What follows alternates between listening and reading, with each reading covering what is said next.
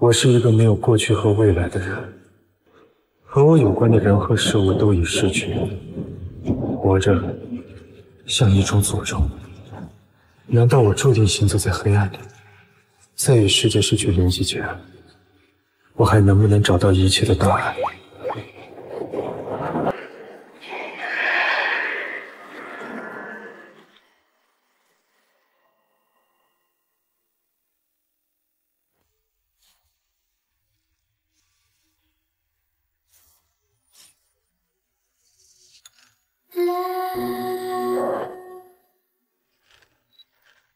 文言在哪儿呢？行事严峻，抓紧时间。别浪费时间，你请不动他的，他已经很久不出山。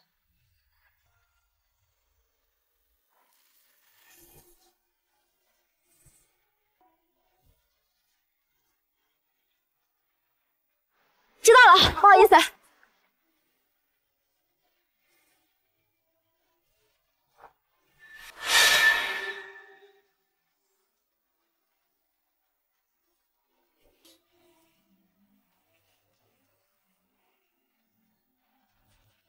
程法医，程法医，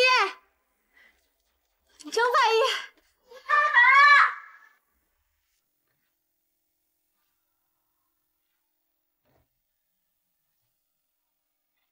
程法医，我有急事找你帮忙。不好意思，我在休假。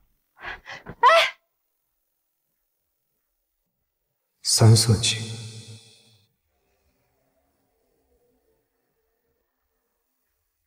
谢谢。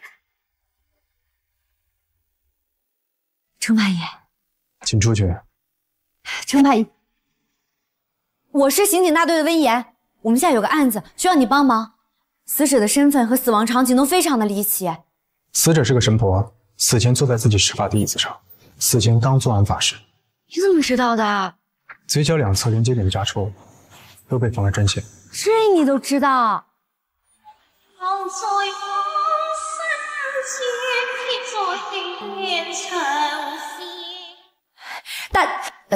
法医大神，求求你了，你还知道什么？你都告诉我们呗。其他的无可奉告，请回吧。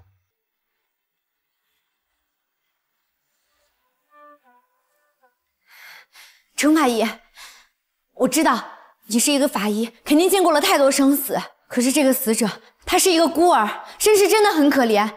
我们只是想尽力为每一位受害者讨回公道，求你帮帮我们。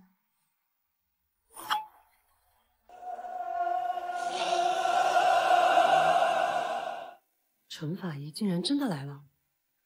程老师，死者巫灵是个神婆，从初步判断死在做法事的时候。觉得这事据我们调查，我们别说了，他知道的比咱们都多。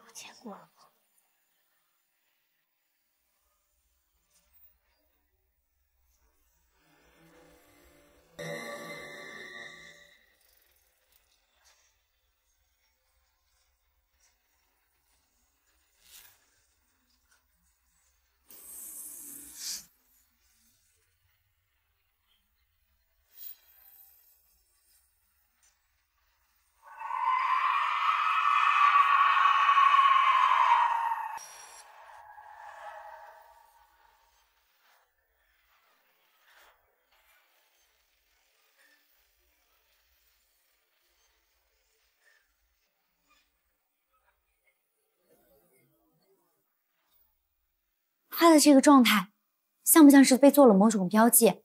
是否考虑连环作案呢？还有啊，这个现场好像是在进行某种民俗仪式。不好意思啊，我刚太着急了。很高兴你愿意出山跟我们合作。不用客气。好凉啊！不喜欢与活人打交道。小白，你太厉害了，你怎么把他请出来？想偷师啊？不告诉你。哎，行，温 Sir。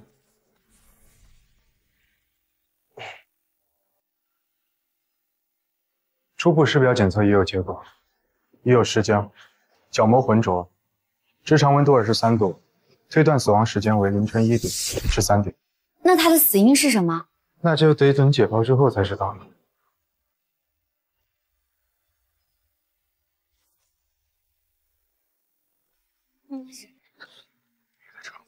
走进来，快！前面3个留下来，后面2个走。高总，说说吧，昨天晚上到今天都在做些什么？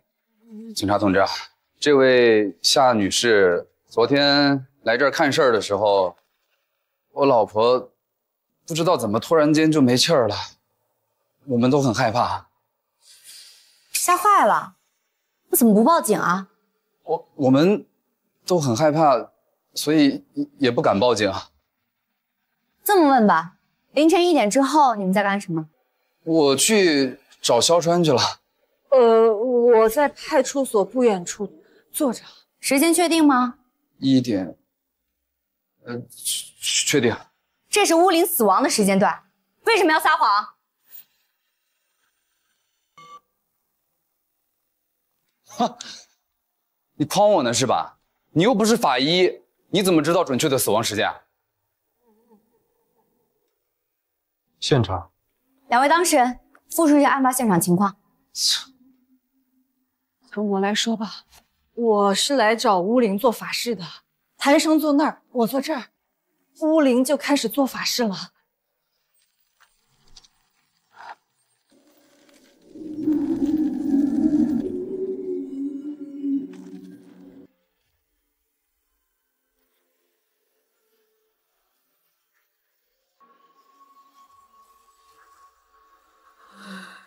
下颌牵线，一会儿千万不要睁眼，如果被镜子照到，你就会被恶灵缠上，生生世世都逃不掉。如果被镜子照到，你就会被恶灵缠上，生生世世都逃不掉。下颌闭眼。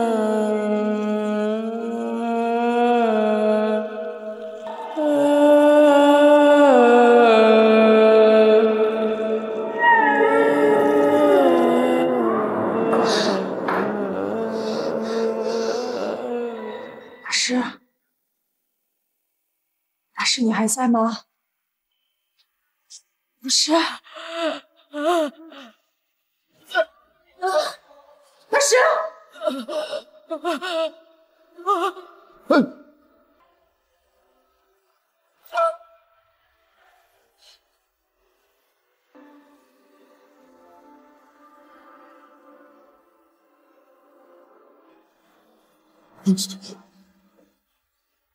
没气儿了。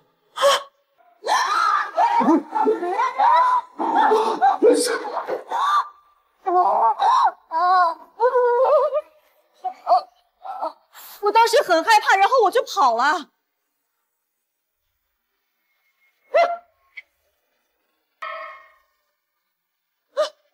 什么声音啊？是他来了吗？是他来找我了吗？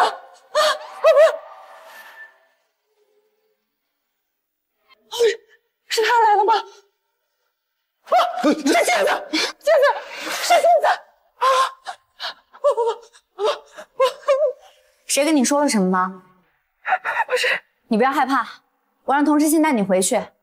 陈阳，好，警官同志啊，我们可什么都没做啊。麻烦配合我们一下吧，走。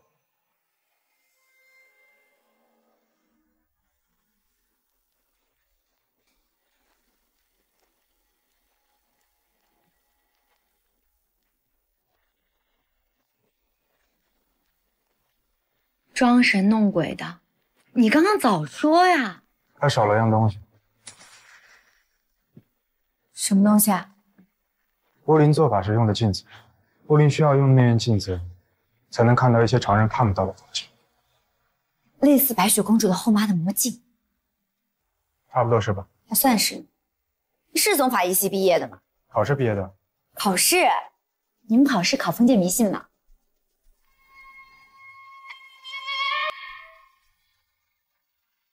所以有些人只愿意相信自己相信的东西。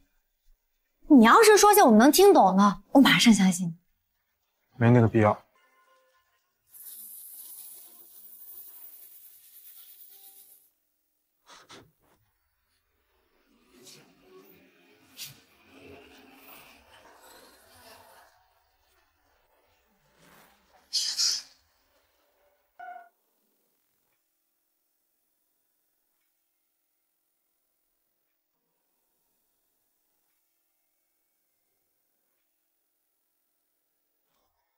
程太医，我没有及时找你帮忙。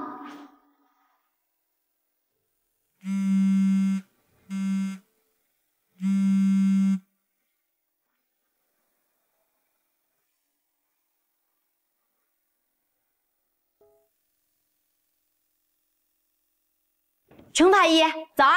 程老师，这么没礼貌。程法医，你来看看吴玲家的镜子。从哪儿找到的？在吴林家客厅的神龛上发现的，也是奇怪。昨天我们翻了一天也没发现这个东西，今天早上自己长腿跑出来。你什么长腿跑出来？我看就是有人亲自从咱们眼皮子底下拿回来了。是谁呢？小芬，你不会以为陈老师在尸检之外还能加会算吧？尸检报告出来了，死者体内有大量的鹅膏毒素和裸盖菇素，是中毒死的。巨人他杀了，事后又把东西送了，重新排查吴玲家。好嘞，小芬，你把这个送到物证科去。嗯。如果被镜子照到，你就会被恶灵缠上，生生世世都逃不掉。这不会是那个照了会被恶灵缠上的镜子吧？是那个。这样。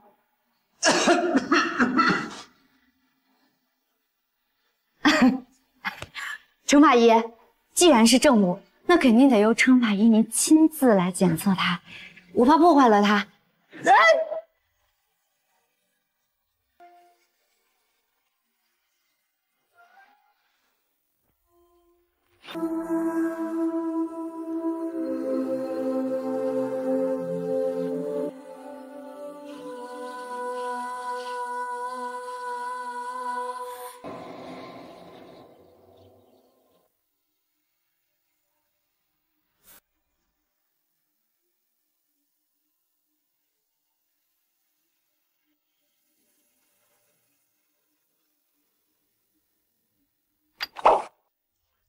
程法医，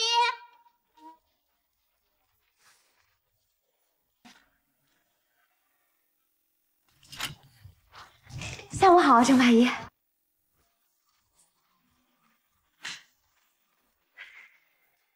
温警官，现在是我私人时间。我知道，但是凶手很可能会回案发现场欣赏他自己的作品。那你可以去蹲点。你家离案发现场近吗？而且是领导让我来的。是吗？那我去问问。哎，别！领导不会为难你，但是会为难我吗？反正你说什么我都不会走了。要不这样，我住沙发，或者你划一个区域，我就待在这个区域里，绝对不会越界，行不行？可以，我的院子就是你的区域，而且那儿离案发现场更近。你家好大呀，打扫的好干净啊！哇，你平时还喜欢小熊呢？别碰它。平时都是谁给你打扫卫生的呀？你爸爸给你打扫，你妈妈给你打扫，还是你家里人给你打扫啊？我是孤儿。孤儿？我还孤魂野鬼呢。不会是真的吧？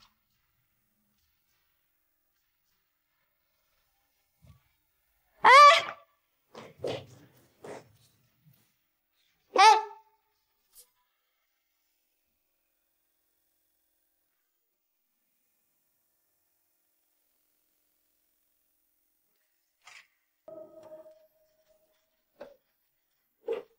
哇塞，你做牛肉吃啊？带我一个呗。谢谢。多谢。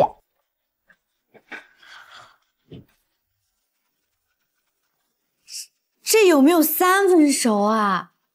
这能吃吗？你还煎它干什么呀？你直接吃生的算了呗。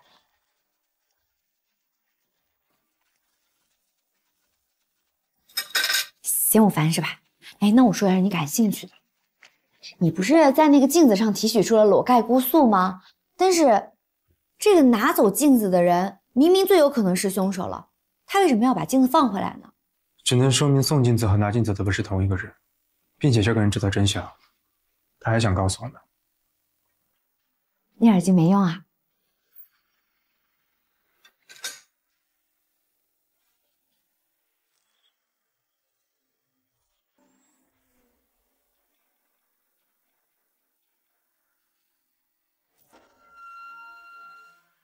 据谭生所说，乌林那天吃的只有这盘排骨，那毒也只能下在这里面了。整个屋子内都无毒，这盘菜也不会有毒。你意思是说，只有乌林吃进去的那一块有毒？这怎么做到呀？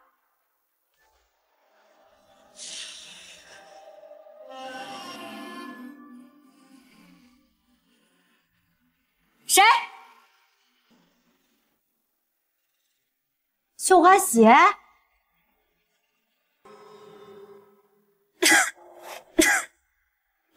是李环。有毒！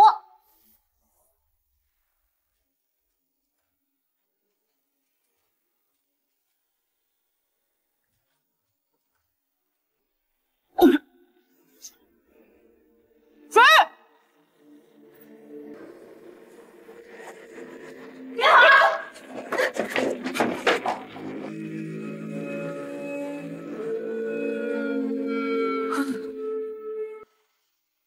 是你放的毒烟和血。我错了，饶了我吧。什么意思啊？只要除掉被镜子照到的人，就可以继承巫灵的力量，取代他。谁和你说的？是谭生告诉我的。他说是镜子选中了我。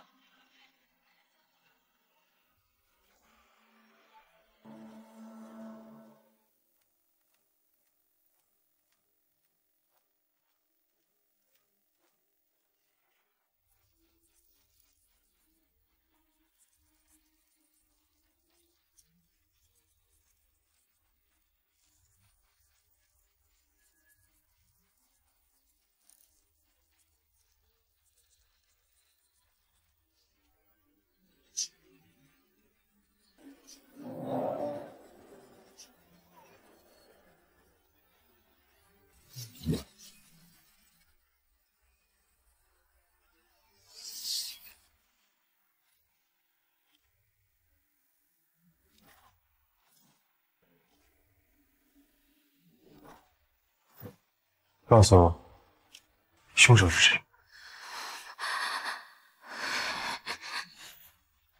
我不知道是谁杀了我。别紧张，记忆有丢失是很正常的境遇。我们换个问题，夏荷为什么找你做法事？夏荷3天前发现自己被未婚夫窃孕，就来找我化解。我不想这样的，是谭生逼我。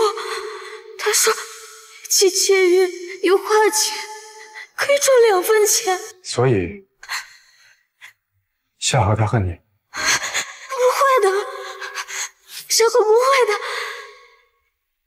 程八一，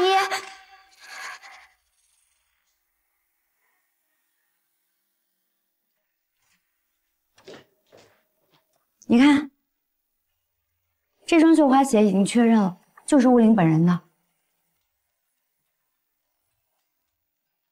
你说，昨天晚上会不会就是他本人走过去？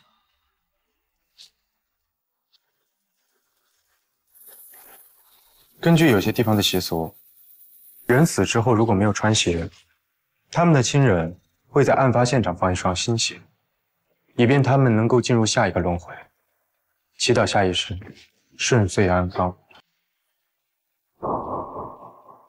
那这样说的话，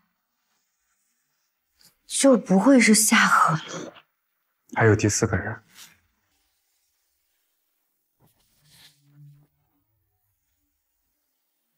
怕了？对，没怕呀。这里边开的空调太低了。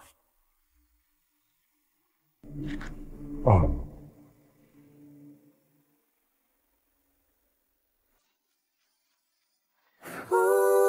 谢谢啊。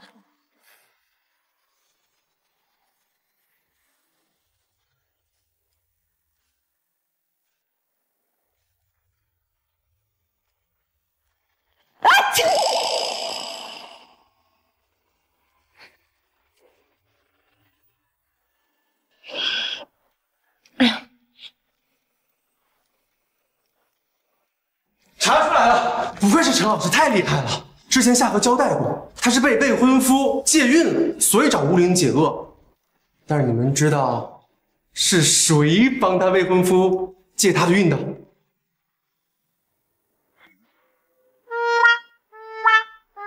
对喽，我们肯定都猜到了，就是巫灵。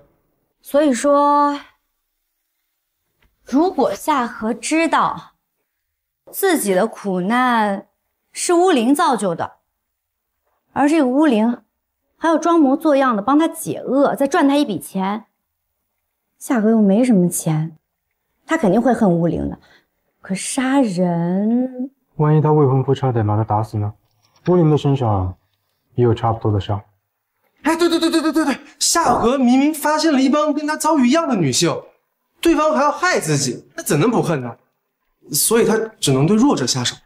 不对，我们都被猜测带偏了，要从证据出发。你看，先是镜子，再是现场，夏荷在引导我们。如果他是凶手，就不会给我们提供镜子的线索，说明他就是那个知道凶手，并且回来拿镜子的人。他说是镜子选中了我。他走镜子哦，谭生，传唤谭生。不行了，没时间了，得有新的证据、新的理由才能传唤。那巫灵身上那些伤，那些伤只能证明作案时间和原因，不能证明凶手。我有办法。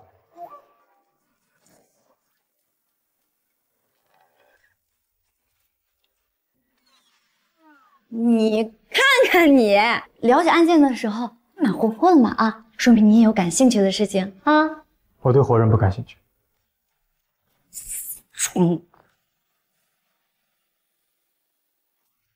哎呀，陈阳，装什么装啊你？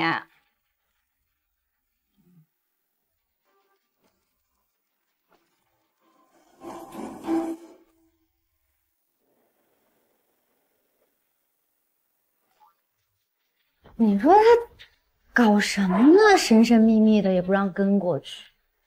小子，我觉得你最近挺不对劲的，你是不是和程老师有什么故事？你是不是也有什么感兴趣的事儿？去，写你的报告去。哎，你让赫赫写呗。就知道让赫赫写，懒死你得了呗。不行，我盯着你写。我不写，我写。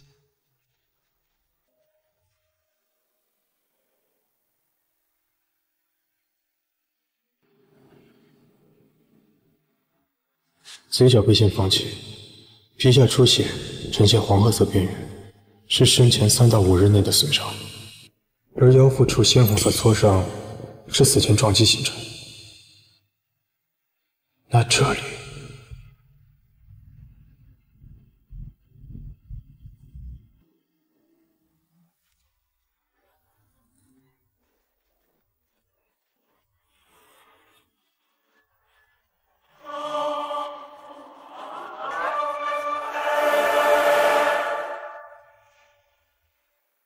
很抱歉，我可能会问你一些让你感到痛苦的事情，但是可以加速找到凶手。你愿意配合我吗？愿意。你身上的那些伤是怎么来的？尤其是肋骨下方那块形状特殊的淤青。3天前，谭生逼我签下夏荷这个订单，我不同意，他就把我推倒在地上。还真把自己当神婆了是吧？你得给我挣钱，帮男的解孕，再把女的解开，可以挣2份钱。你都骗人了，还怕骗2次？还在这儿给我立牌坊？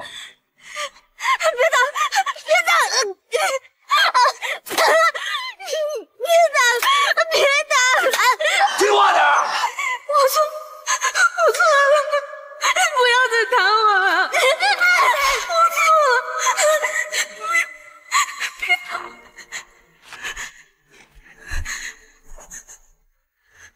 别怕，我会帮你找到真相。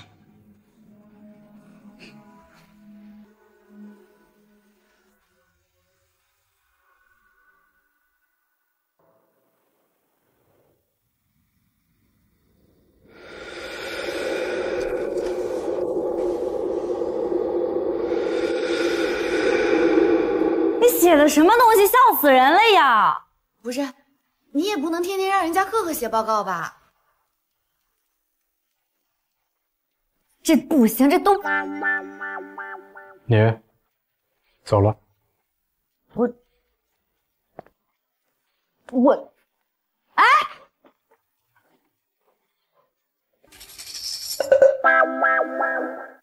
从乌林身上的戒指痕迹发现，就是谭生做的。我们虽然不能借此逮捕他，但可以借此恐吓他，威胁他。记住，不要直接对他动手，一旦发现证物，直接逮捕。我怎么会对群众动手呢？啊？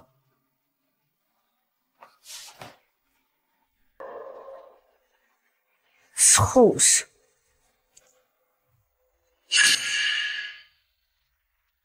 你怎么从夏荷家出来了？温队长，我房子都被你封了，我想去哪儿我都是自由的。你跟夏荷是不是早就认识啊？不认识啊。我妻子算命的时候，我跟她聊得很宽。哎，她未婚夫来的时候打她，我动手把她给赶了出去，怎么着？跟你有关系吗？我在她家住几天，怎么了？有什么问题吗？不要窥探别人的隐私，好好查案。还好意思提打人呢？是不是打乌灵了？我打了又怎么样了？跟这个案子有什么关系啊？我今天去肖川家唱歌，哎，我后天去夏荷家喝酒，你管得着吗你？吓唬吓唬就行。吓唬怎么管用呢？必须让他吃个教训。滚！打我是吧？今天我就跟你练练。你干嘛呀？让开！一会儿打不过他，你就赶紧走啊！别管我，赶紧跑！我操！没事吧？没事。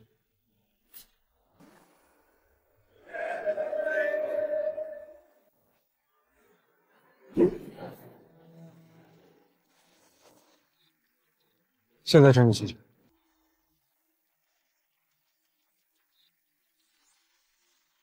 你现在涉嫌袭警，跟我走一趟。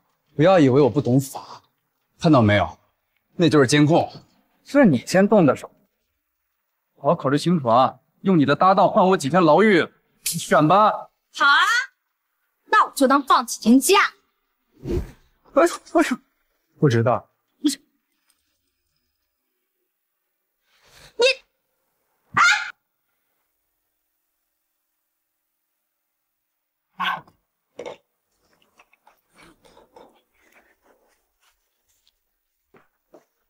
你是真不用去医院看看吗？我自己就是医生。对啊，法医也是医哈，我帮你吧。不用。OK 啊。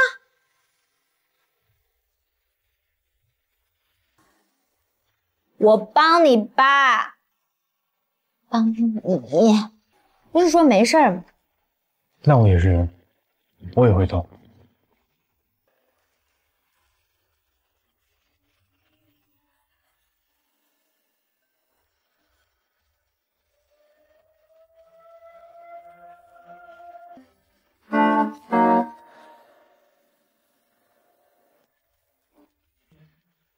你怎么脸红啊？你烧了？别得寸进尺。你不嘴硬的时候不是挺可爱的吗？还有下午，明明咱们都拿到证据了，为什么还要放他走？怎么又吃泡面啊？哟，你手坏了，我不给你煮泡面吃，你饿死呀？我可以点外卖的。你爱吃不吃，不吃一会儿去蹲点。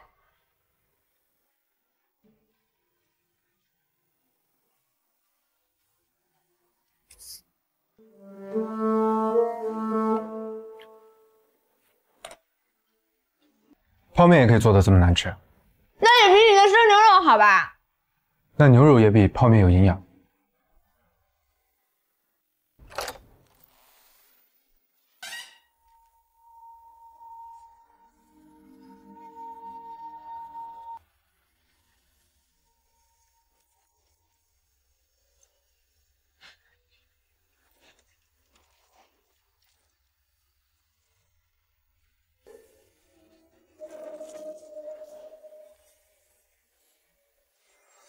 怎么是你啊？你来干什么？我要举报你！举报我？举报我什么？举报我发现有人半夜偷偷摸摸进案发现场啊！我需要点东西，回来拿而已。什么东西啊？懒得告诉你。哼，你还懒得告诉我了？为什么不跟警察通报，自己跑过来？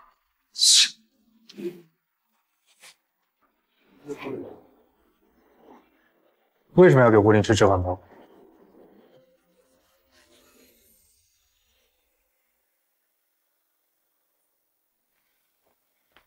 昨天让你歪打正着，刺激了谭生前来销毁作案工具。谭生他都招了吗？啊，那什么镜子呀、借孕啊，都是假的。乌林神神叨叨的，就是因为吃了致幻蘑菇导致的。他死前呢，确实吃过含有致幻蘑菇成分的胶囊。死之后，谭生就威胁夏荷帮他做事儿，还有那个镜子也是谭生拿走的。所以现在你还相信这些东西都是可以解释的了？有些人和事还是无法解释啊。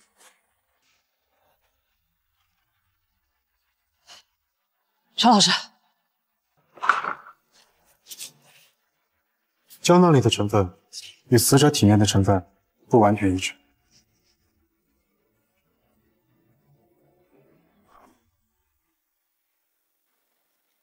谭生交代说，乌灵每次都会吃1颗胶囊。对，谭生给的胶囊每粒有30毫克裸盖菇素含量，但死者体内却有120毫克，超正常服用量的4倍。或许他说谎了。可就算他说谎，我们一样无法逮捕他。裸盖菇素通常不会直接导致人死亡，但会致幻。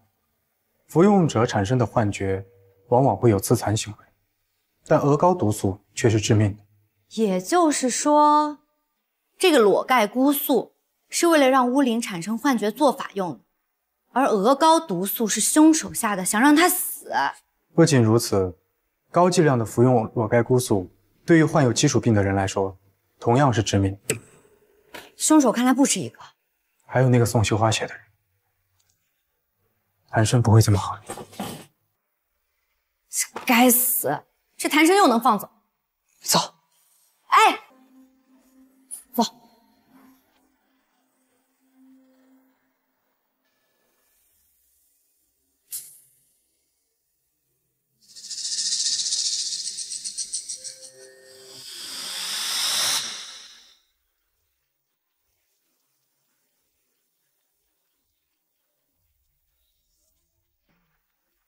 据调查，谭生唯一的收入来源就是乌灵做法事的收入，没有乌灵他就没有钱，所以谭生会殴打乌灵，但不大可能杀了他。可谭生是唯一一个接触过这盘排骨的人，就算有人隔空投毒，那他怎么确定乌灵一定会吃到那块有毒的排骨呢？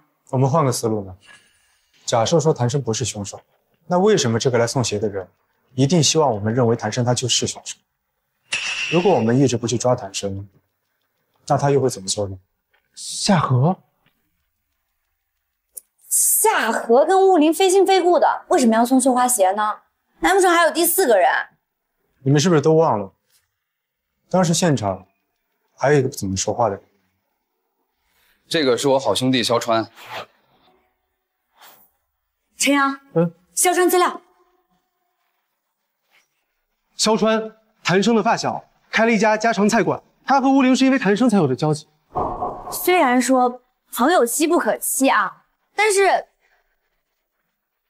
如果绣花鞋不是谭生放的，那剩下有嫌疑的就剩夏荷了。并不是所有的杀人动机都是出于害。坏了！坏了！前天谭生是不是说今天要去肖川家吃饭，是吧？嗯。要出事儿，陈阳，对，你先回警队。好，我们俩去看看。好，走，走啊！来，肖老板做的真好吃，你多吃点，老板。那个姓温的弄了我2回，我非得找人干他。还有那小丫头片子，你就当个警察了，我操！都过去了，咱不提那些伤心的事儿。来，喝酒，喝酒。来，你就跟着我，到时候继承乌灵的遗产，咱们想挣谁的钱就挣谁的钱。那得谢谢谭老板啦，必须喝一杯哈！来，喝一杯。你喝？你不喝，是觉得我不如乌灵，还是嫌弃我有过未婚夫？我不是把他俩都处理掉了吗？咋的？啊？那还说什么呀？喝酒吧。来喝酒。谭生，温警官，我们在家喝酒好像也没犯法吧？你应该感谢温警官，他救了你一命。他救了你一命，酒里有毒。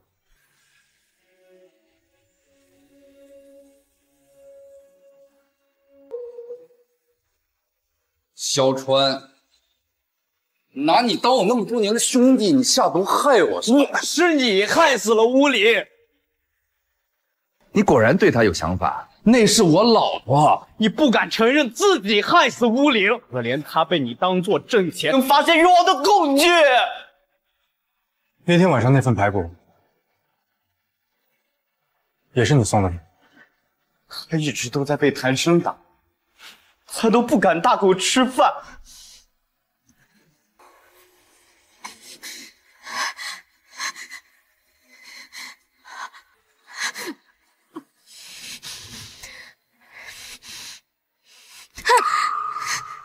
还给我，还给我！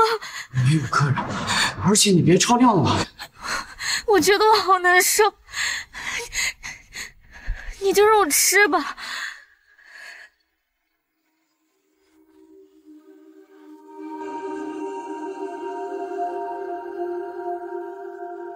那双鞋也是你放的，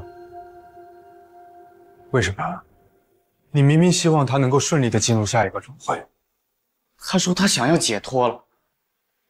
我原本是想在最小的那一块上下毒，我下不了手，我做不到。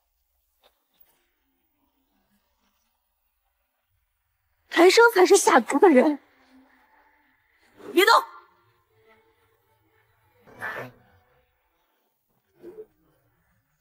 开车，开车。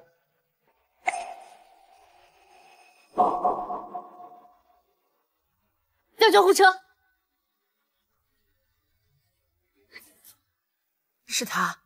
是他用药物、用手段控制了乌灵，是他让乌灵来欺骗我，是他发现乌灵不受控制，又开始蛊惑我，然后杀了乌灵，好让我成为下一个傀儡。那你当初拿到金子的时候，为什么不报案？我没有证据。我委身于他，却发现他拿毒蘑菇泡排骨下的毒根本无从取证，我只能用神神鬼鬼的方式让你们怀疑。我在想，实在不行我就亲手杀了他。你知情不报，把自己也搭进去了，那又如何？他乌灵都干，我为什么不敢？乌林做了什么？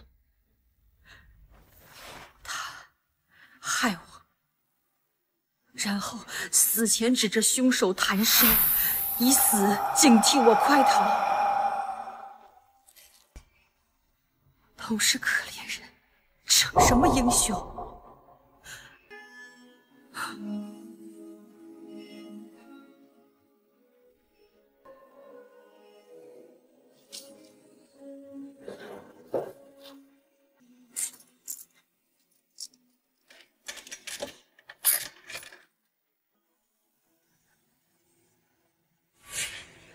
你去厨房取正午，我把它带走。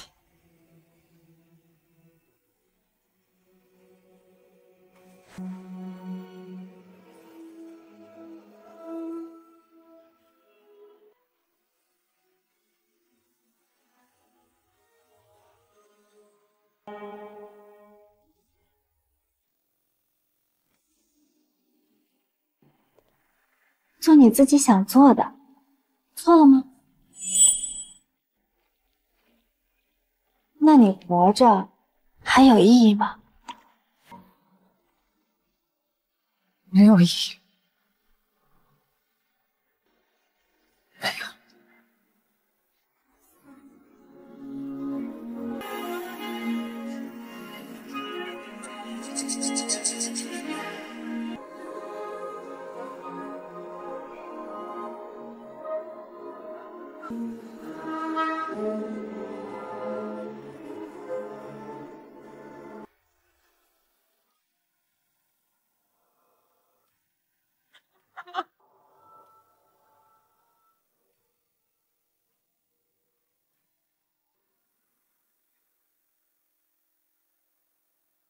你说夏荷最后说的那些话是什么意思呀？大概是感叹他其实能和乌林做朋友的时候，可惜已经来不及了。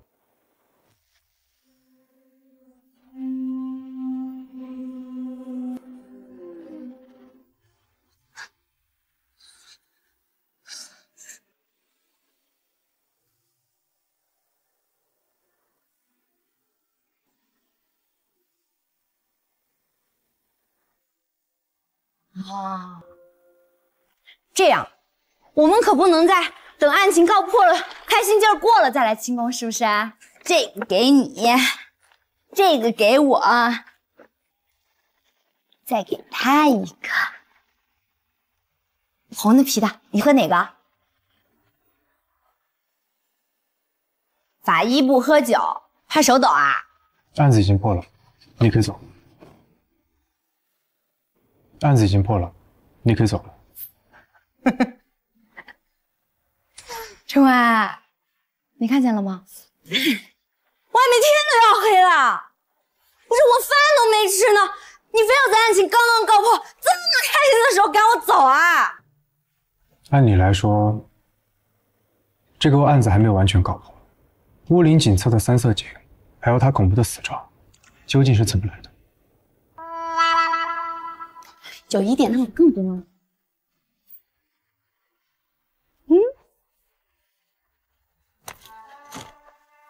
陈华，我知道你听得见，哎，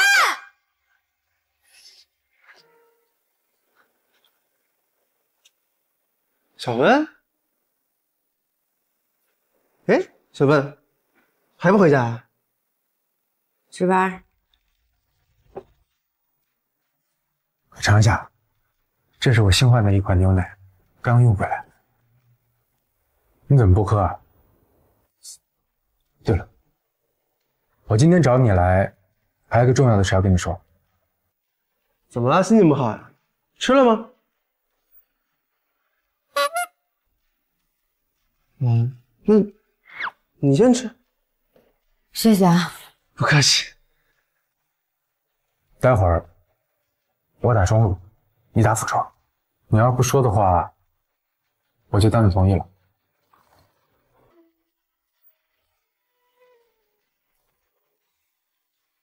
啊，那肠也给你。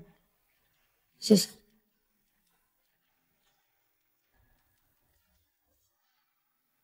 小温，咱们得罪不起陈老师。你知道他为什么被封为业界大神吗？他家往上数400年，那都是单传的仵作，法医世家。哎，他真没容易吃饭呀。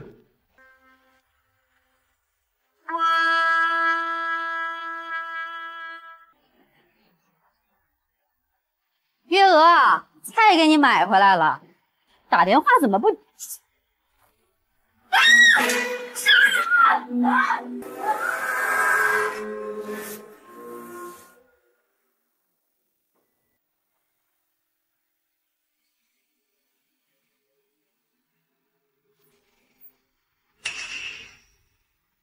说案情。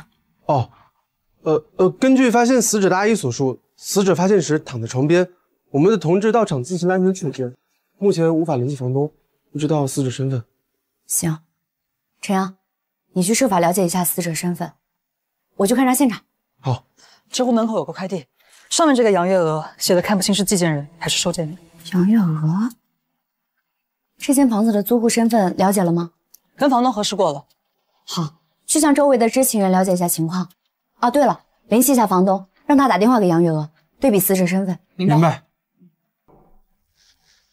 怎么了？你过来看一下这个。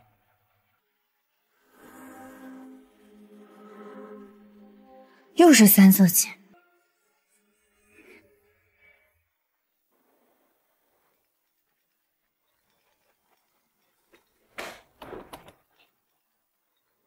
连续2起出现同样带着3色堇印记的案件，我们决定成立3色堇专案组。文言，你任副组长，组织大家展开调查。是。不对啊，组长谁啊？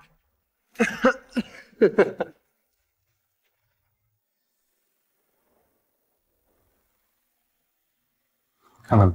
啊。死因为窒息。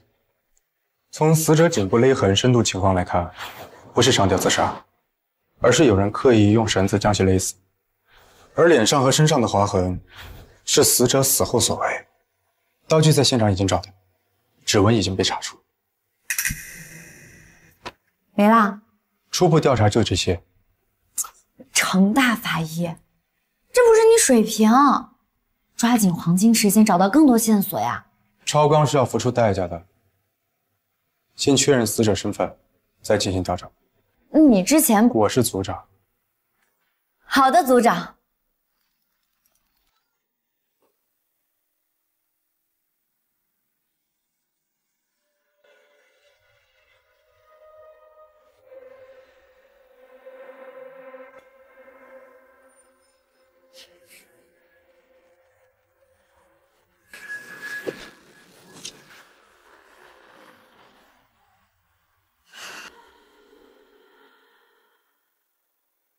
你还记得你是谁吗？杨月娥。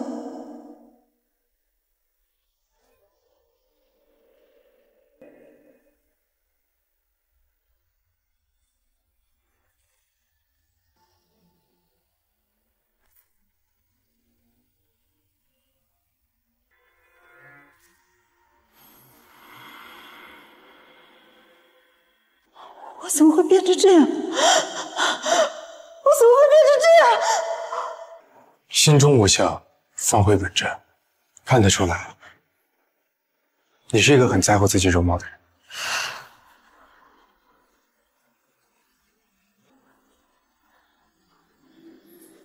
都是他害了我，都是他害了我。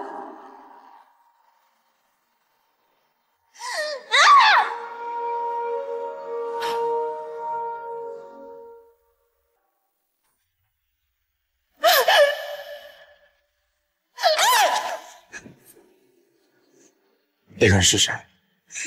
是他杀了我，是他杀了我，是他杀了我！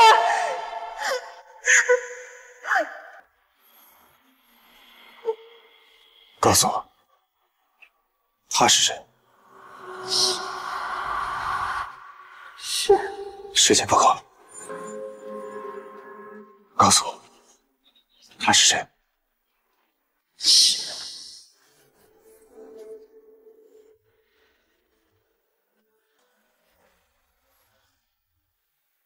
二位警官，请进。随便坐吧，家里面有点乱啊。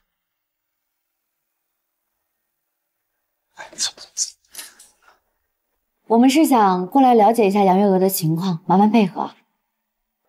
杨月娥怎么了？死了。月娥她怎么死了？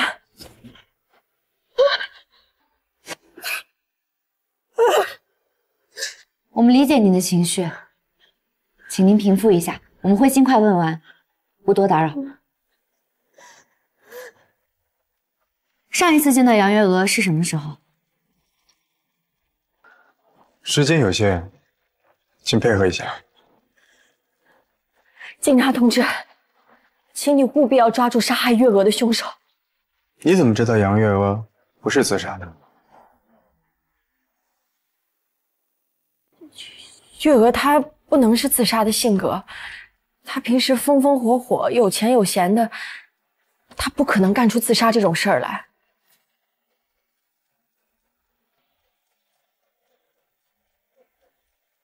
你和杨月娥是什么关系啊？她是我小姑子，我前夫是她哥。你是杨月娥的哥哥？他不是，我丈夫前些年过世了。我们是朋友。那你和杨月娥认识吗？认识，大家都是朋友。昨晚几点开始喝的？大概8点多吧。一直在喝，中间没停？没停。不过中间睡着了，大概是9点钟醒的，又喝了一阵儿，就到今天早晨了。那你们知不知道杨月娥和谁关系不好，或者说最近有没有和谁闹过矛盾？丁承洲，前2天杨月娥还和他打架来着。杨月娥死了。是啊，请您节哀。像他这样人，死了清静。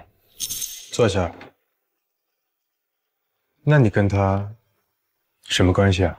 我们离婚后，他抚养孩子，我给抚养费，各自生活本来没什么的。可是他辞了工作，孩子也不管了，整天往外跑，不是跳舞就是唱歌。孩子生病了也不带去医院，随便翻2个药就给孩子们吃。你们说，有这样做母亲的吗？你恨他，所以你杀了他。你怎么随便给别人身上泼脏水？我是恨他，毕竟是我孩子的母亲啊。会杀他吗？昨天晚上9点您在哪儿啊？正常流程都要问的。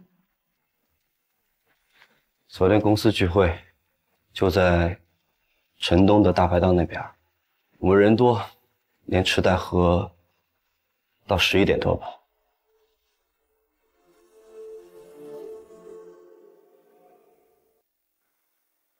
给。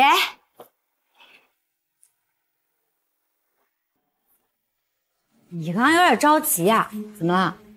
你怀疑丁承洲是凶手？没有。那你是怎么知道被害的是杨月娥啊？你怎么找到张秀妍，我又怎么找到杨月娥的？你上次还说呢，你说判案要有代价，我看你就是没有拿出全部实力。手怎么这么抖？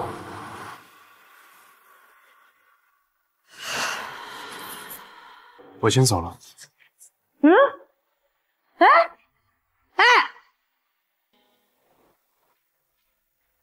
我知道你这个小胖手不方便切牛排，等我切好了就跟你换。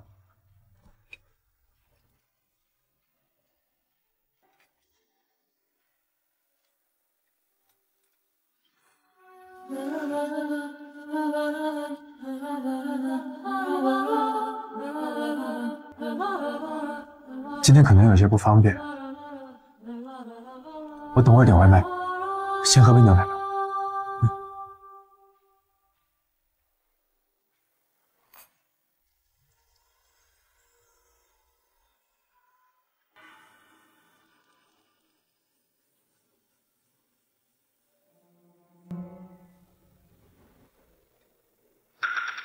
锁骨环绕颈部一周，深度均匀，似于机械性窒息。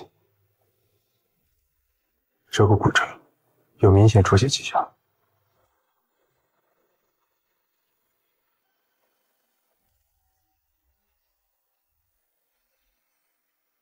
他反抗了，凶手从身后勒住他，但伤痕距离近不多，说明凶手是个相对小心的人。相对，凶手会被抓这么多下，说明作案经验不足。把这些信息给到你，剩下的调查得靠你自己了。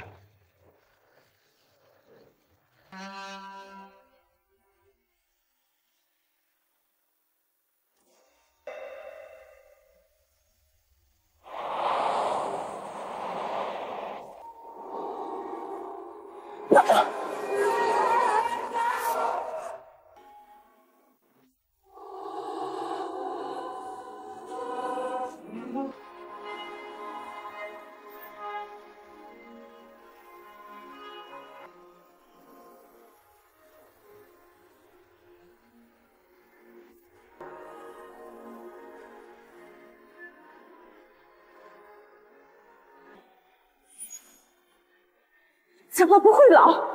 你这个不祥之人，你这个妖怪！整天和尸体打交道，你像个活人，不会是什么脏东西吧？这就是你的命，我可是你的搭档，给我钱，不然我会让所有人知道你是个什么样的东西。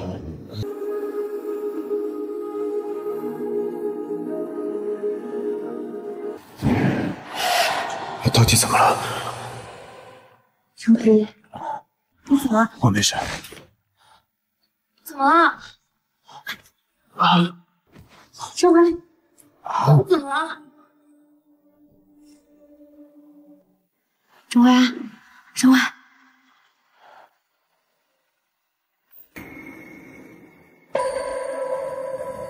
你不是出去了吗？没有出去啊，我看你晕倒了，我就过来扶你。你刚才看见什么了？啊？没看到，我没看到。痛！对不起。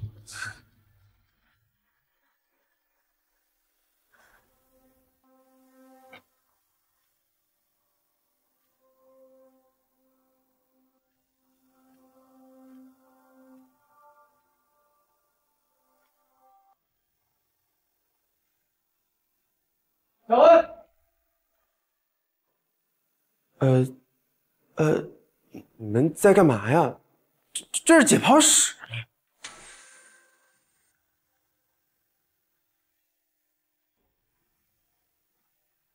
新消息，杨秀娥和赵连川是男女朋友。坐，别客气，别客气，来，坐。你和张秀妍没住在一起啊？嗨，那天晚上只是一起喝酒而已啊。你不是杨月娥的男朋友吗？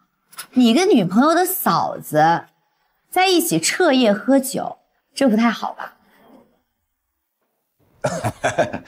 哎，其实啊，这也不是什么秘密了。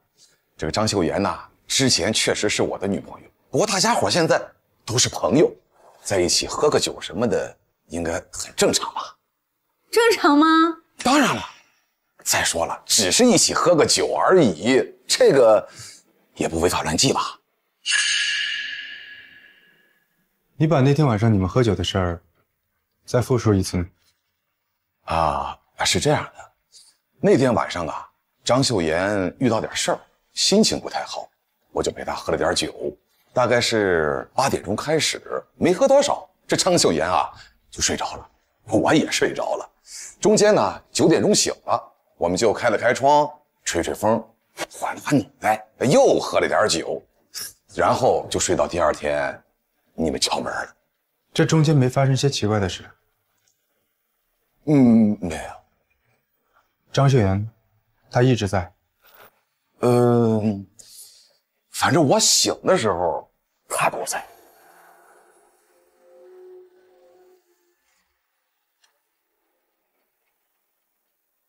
哎，可怪了，那边不是现在出事了吧？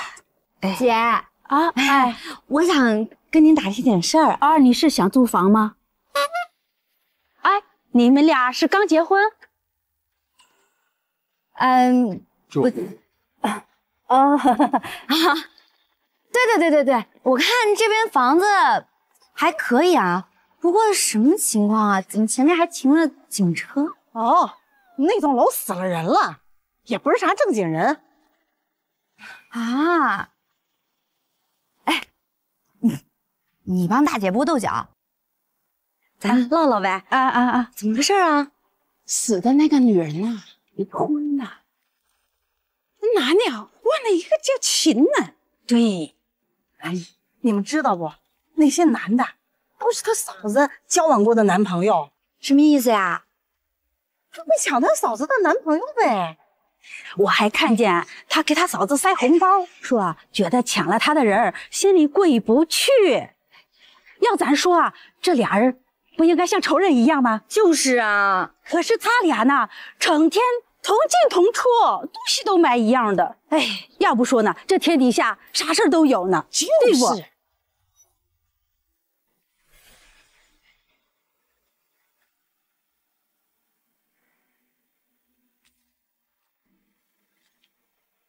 你说这个张秀妍和杨月娥是真的关系好，还是矛盾重重啊？抢完男朋友又给钱，无论怎么看，两个人的关系都不对等。所以杨月娥是故意的，她在欺负张秀妍。张秀妍本来就缺钱，杨月娥一直拿钱激她，张秀妍爆发不过是迟早的事。那杨月娥脸上的划痕，就是张秀妍被抢东西的发泄。那可不一定，别忘了，赵连川也有一点。公子，陈大爷真是料事如神。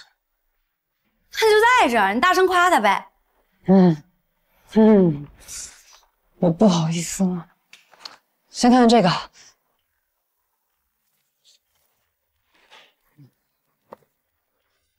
这是张秀妍家附近垃圾焚烧厂的通知单。没错，而且我发现张秀妍他们家的窗户就正好对着那个焚烧厂。杨月娥的死亡时间是晚上9点。这嫌疑人张秀妍声称自己晚上8点到第二天一直在家，与赵连川喝酒。没错。赵连川又称自己晚上9点的时候起来开窗通风。可他家垃圾焚烧厂最后一场垃圾是要在晚上9点才烧完的，因为北风的关系，如果开窗不可能闻不见味道。全对。赵连川说自己没闻到。厉害呀，呵呵。嗨，还不都是有陈老师吗？是他上午通知陈阳让我查的。所以，这个赵连川说谎了。根据测算，张秀妍家的位置要闻不到味道，需要在10点之后。如果赵连川醒来的时间不是9点，而是10点，那他就没有说谎。那这样的话，张秀妍就没有不在场证明了。那也不一定，赵连川有可能包庇在，我们需要分头查找线索。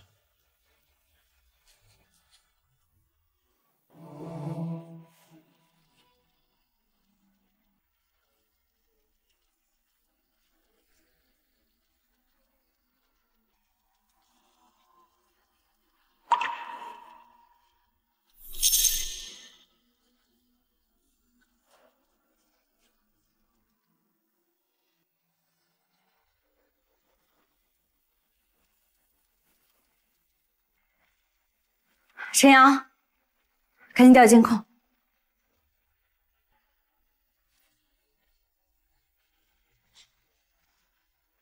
张秀妍呢？跑了。怎么了？没事没事。我看看。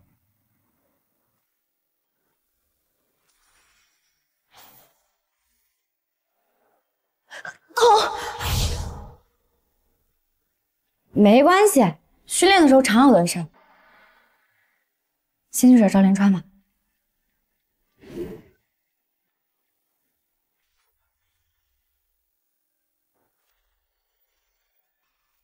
哦，我听明白了，你们这是怀疑我呀？好，就算如你们所说，我这表被人调慢了，我也没看手机上的时间，这个不很正常吗？这么说啊，我们调查清楚呢，也是为了你的人身安全。赵先生，你就不想知道自己是怎么被不知不觉动手脚的呀？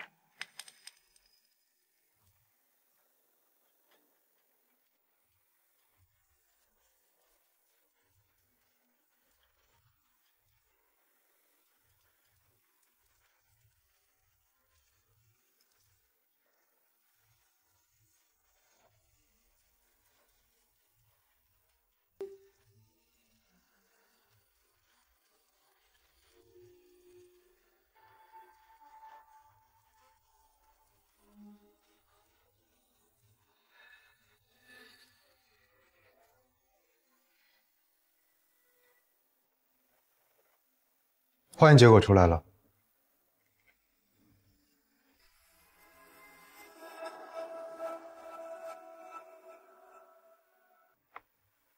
谢谢您的配合啊，喝个淡水。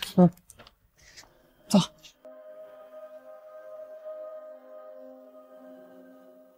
赵连川当日饮用的东西当中含有 GHB， 符合认知失常、昏睡的条件。这个 GHB 是听话水吗？没错，这不是12个小时就可以代谢掉吗？体内的已无法与内源系 GHB 做出区分，但当日提取的证物当中还留有残油。没想到这张秀妍还有这种手段，那现在怎么办？没有证据，案子又进死胡同了。有证据，张秀妍家少了一支笔，同样的，快递站会收到一张由那支笔签署的快递单。快递是案发后送回的，回执单上杨月娥的签名与张秀妍的那个笔迹对比成功，可这笔呢，是杨月娥所有，却是在张秀妍家发现的，这下证据链齐全了。我们应该全力逮捕嫌疑人张秀妍。哎，不过你是怎么发现受害人的笔在张秀妍家的？还有快递单的事儿？经验。所以调查赵连川，你只是排除从犯，你从受害人的身上捕捉到了凶手应变能力不行的信息，这就足够你推断了，是吗？你似乎很喜欢猜我的心思。因为我崇拜你啊，所以最厉害的程大法医，能不能快点帮我找到张秀妍啊？拖的时间越久，他逃脱的可能性就越大。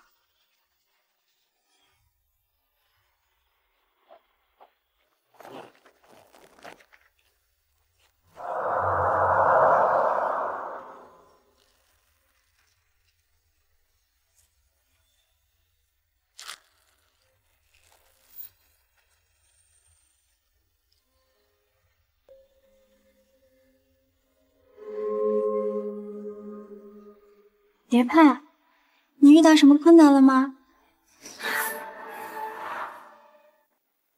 现在的这些学生动不动就抱怨。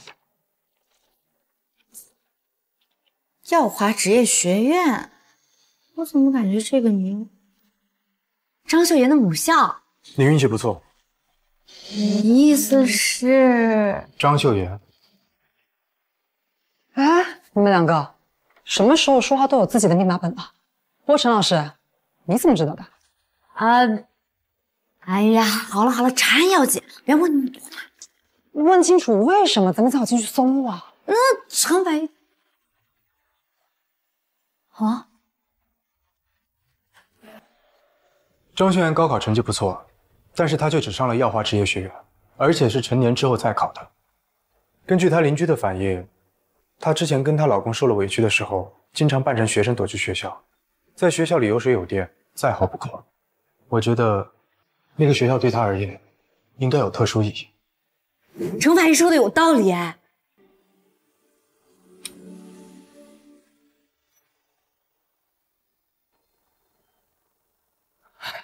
各位警官辛苦了，我们呀特别愿意配合你们工作，但是呢，这也不好影响学生上课，是不是？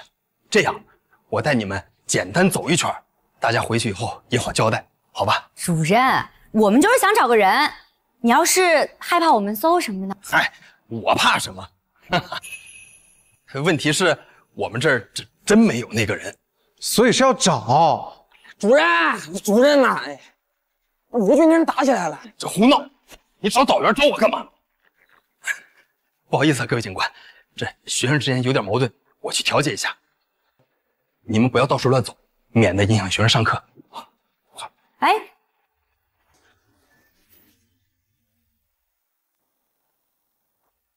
不是，沈阳，不用听他的，我们搜。怎么搜啊？这么多监控，到时候传出去多不好啊！而且这程老师哪来的消息？怎么知？我相信他。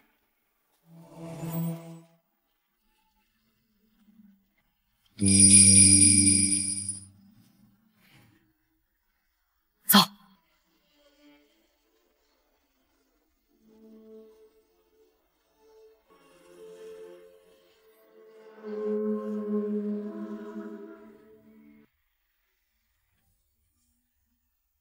怎么了？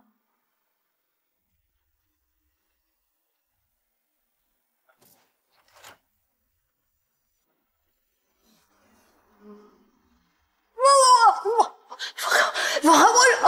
月哥，你不要过来！你不要过来！你不要过来！你不要过来！月哥，你放开我！你放开我！你放开我！出来吧，张队。别动！月哥，你别！月哥！张老师，月哥，你真神啊，这都能找到。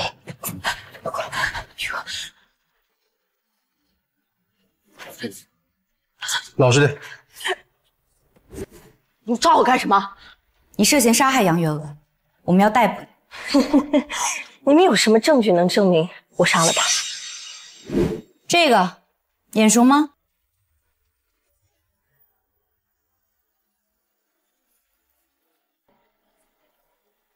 你和杨月娥是什么关系啊？这支笔上除了有你和温警官的指纹，还有杨月娥的指纹。你们俩虽然有很多相似的东西，但这支笔是她的。这只能说明我拿了他的笔，又不能证明我杀了他。当然可以。杨月娥家的快递是你买给她的。那天晚上，因为快递延迟发货，所以送达时间是晚上的8点半，也就是案发时间。收件人用这支笔在快递单上签字，上面的字迹是你的。晚上8点半，杨月娥已经出事了。你怕在现场留下痕迹，所以没动那个快递。杨月娥，终究是你毁了我的人生。就因为他抢了你男朋友，你知道什么？他抢走的是我的人生。10多年前，我和杨月娥是好朋友，我成绩好，但是我高考失利，她上了我梦寐以求的大学。我家实在没钱供我再复读1年了，就把我嫁给了杨月娥的哥哥。可是你们知道吗？杨月娥顶替的是我的高考成绩，上的是我的大学。她现在大学毕业成了人上人了，可我呢？我没有工作，我都得靠她救济，凭什么？凭什么？把物证和口供带回去吧。来，走。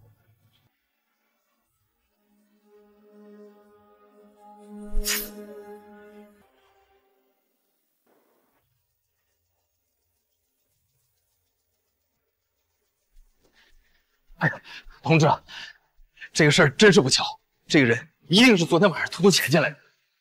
这个得问保佑课那几个老酒鬼，这真不能怪我呀。我办公室里有小零食，还有水果罐头。来，到我那去谈。别碰他。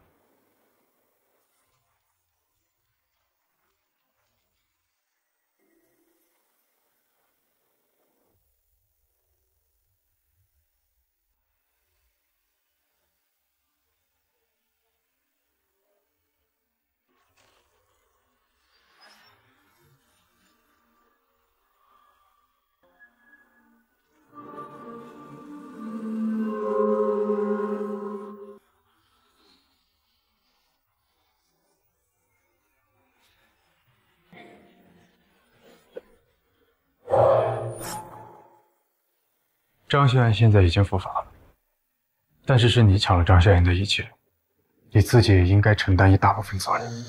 是我错了，是我对不起张秀妍。如果我不是一直逼她的话，我也不会到得了今天这个地步。还有一件事情，你身上的印记，你记得怎么来的吗？印记？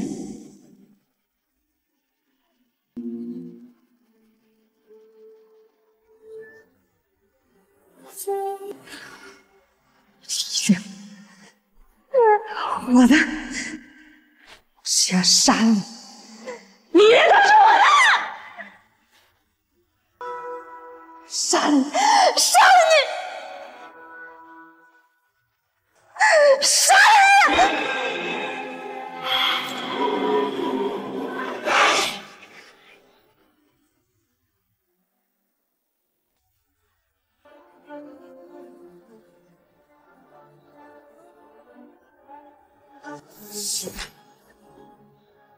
爱情。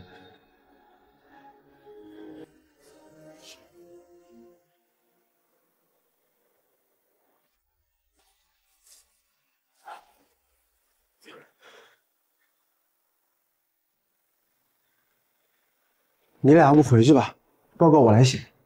行了吧，就你那水平啊？什么意思呀？哎，你这样让我想起张秀妍那个眼神啊，太阴森了。你这无差别嫉妒。其实，他也是个可怜人。是啊，罪魁祸首就是他们的执念。如果张秀妍有机会逃离这里，远离仇恨，说不定也能走出一条更好的路。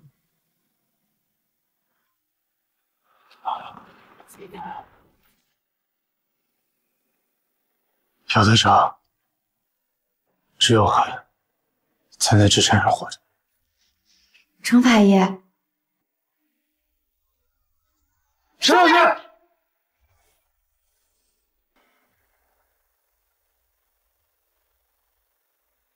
你醒啦？昨天晚上你送我回来的。啊？哦，你不是之前说你从来不去医院什么的，我又知道你家在哪儿，我就给你送回来了。你还好吧？谢谢。你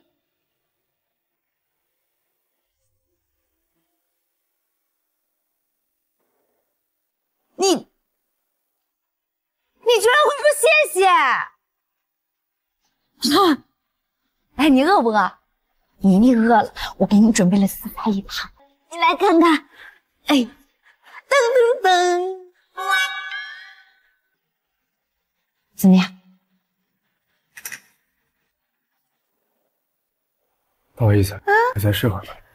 哎呀呀呀！别，就知道，等着啊。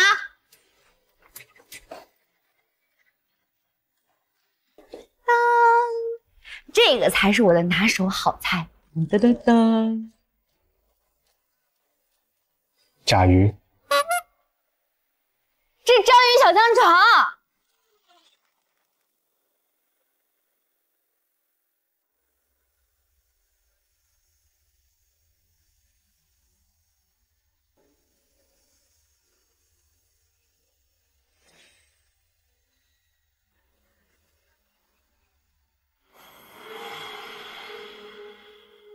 怎么，你也想来玩？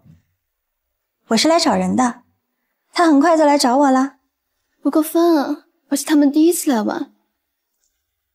我对你印象很好。你们不回家吗？我想回就回，不想回不回。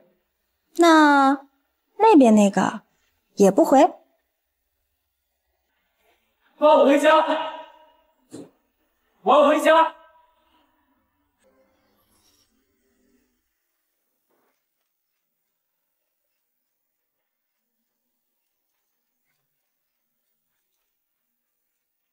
这么嫌弃我的小章鱼？上次不是请你一顿饭，这次是庆功。庆功宴那个啊？嗯。行吧，算你有良心。不过感觉少了点什么。你等我一下。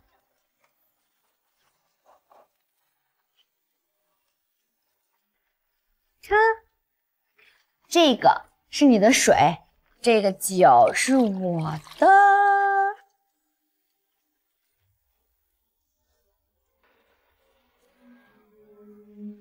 你来跟我干一杯。怎么啦？你怎么了，春花？拿点水。水，水。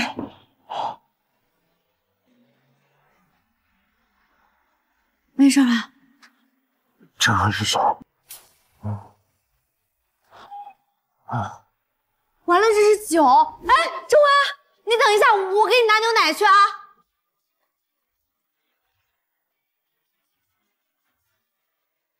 来，春花，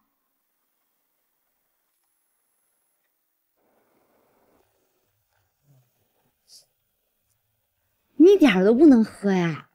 喝的我还挺可爱，还挺叛逆。那我问你啊，谁是你最好最棒的朋友？是我吗？我。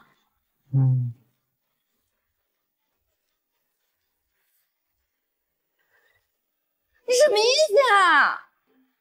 那不是我，我对你那么好，我居然不是你最好，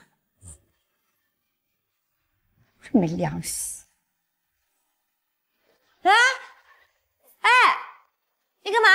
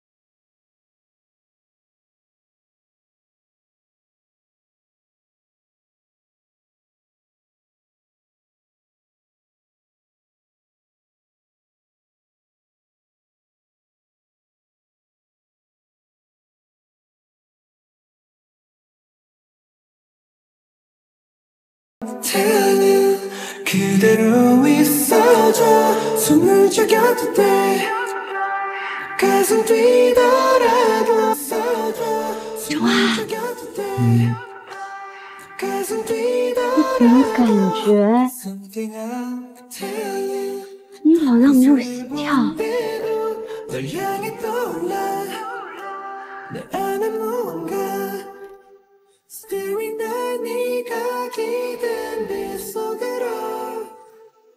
정아，정아。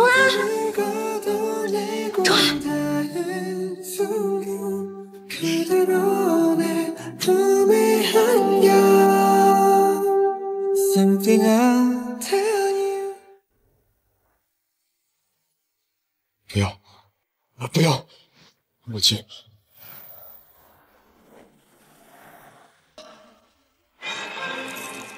没用的东西。不要，不要，母亲。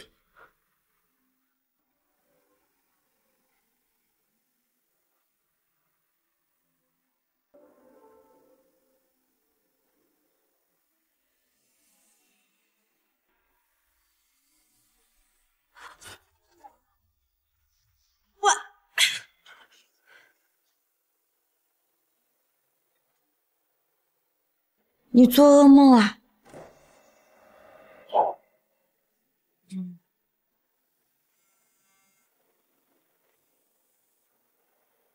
喂，好，知道了。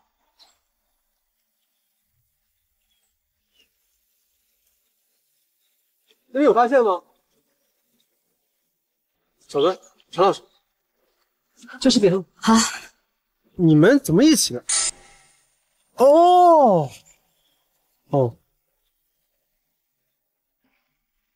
现场情况怎么样？死者名叫吴俊，今早拾荒的老人来这边捡东西，发现差点没被送走。当时拾荒老人发现地上有钱，捡一张发现还有一张，一路捡到了尸体旁边，最后一看都是纸钱。纸钱？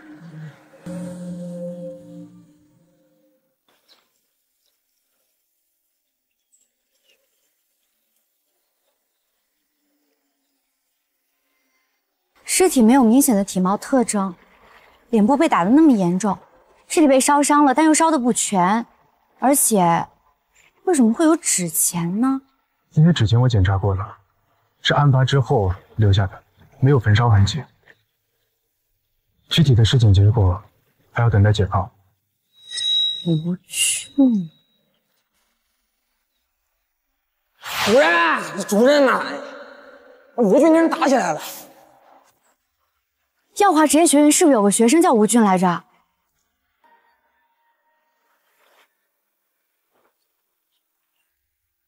吴俊，男，18岁，耀华职业学院1年级的学生，身份已经核实了，在等待父母同意解剖。不过这次的案子跟3色警无关，要不你别等了。受害者就在眼前，哪有不可能做的？没错，程法医，时间紧迫，我们分头行动。吴俊是从绅士转来的，听说他在绅士的时候一入学就打架，父母托了很多的关系才调来耀华。目前他的家人已同意解剖。程法医那边呢？情况怎么样？陈老师那边可能刚开始检查，也可能已经被拦下来了。上头觉得咱们的这个学校案件社会影响不好，又怕影响咱们的破案速度，所以咱们的案子可能要交给别的小组了。简直荒唐！现在无论交给哪个小组，都会更加耽误时间。我就给领导打电话。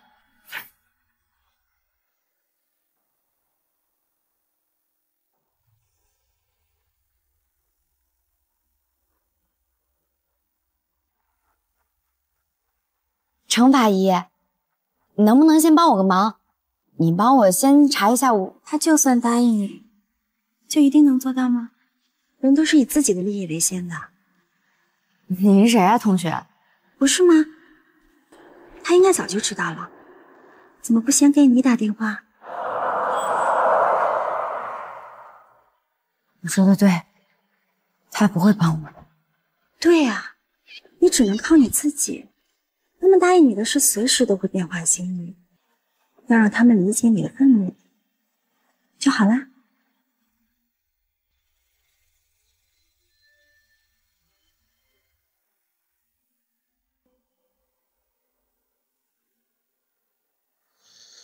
你怎么能把案子让给别的组，耽误作案时间呢？小文，你一大早发什么疯呢？你们是专案小组，可我们有能力破案。破案？你知不知道积累了多少案件？这些案件不需要后面破吗？那我就提前破，3天，就3天，破不了就辞职走人。行啊，我就给你3天时间。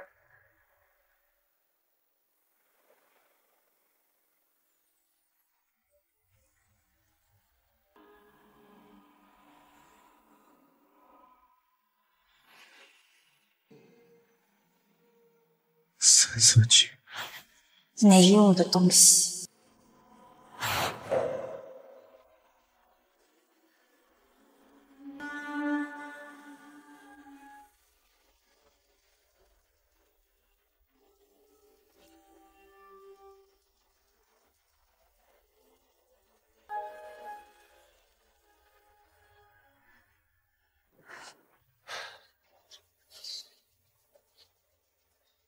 我也不知道为什么会这样。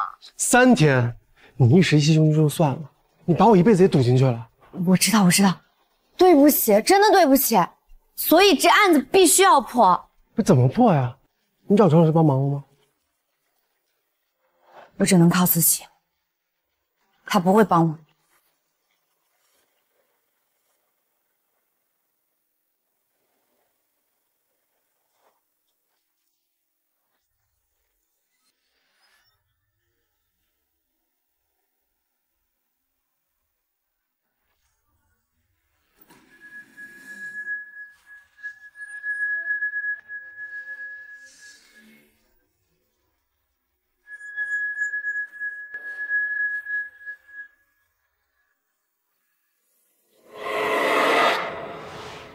吴俊，你经历了什么？在哪儿啊？他们把我搞这样，我要找我妈去，她会给我出头。你见不到她了，你已经死了，这是另一个世界，但我可以帮你找回真相。真相？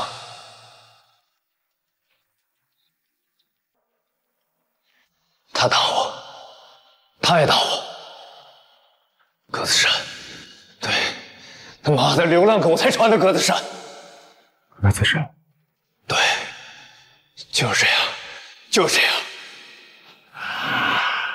就是这样，就是这样，就是这样。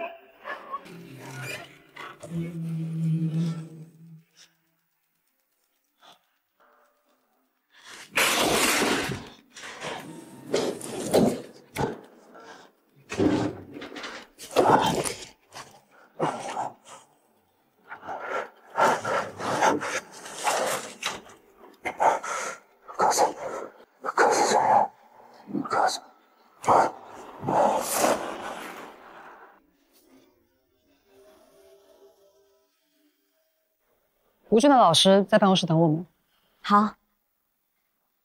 哎，同学，问你点事儿啊，你是不是那天跟主任说吴俊打架的人啊？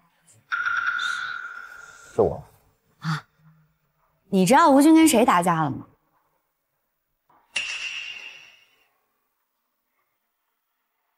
同学，你叫什么名字啊？他叫徐兆野。你跟吴俊什么关系啊？哎呀，他就跟他混了。谢谢你啊，你先回去上课。哎，好嘞。同学，他说的是真的吗？你最后一次见到吴俊是什么时候？昨天放学。放学之后你们一直在一起，或者说，你知不知道他去了什么地方？放学之后我就回家了，我不知道他去哪里了。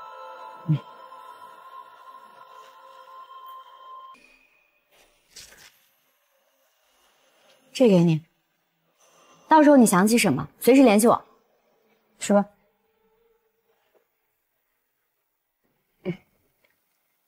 有什么事情说吧。陈老师好，我们呢主要是想了解一下吴俊的情况。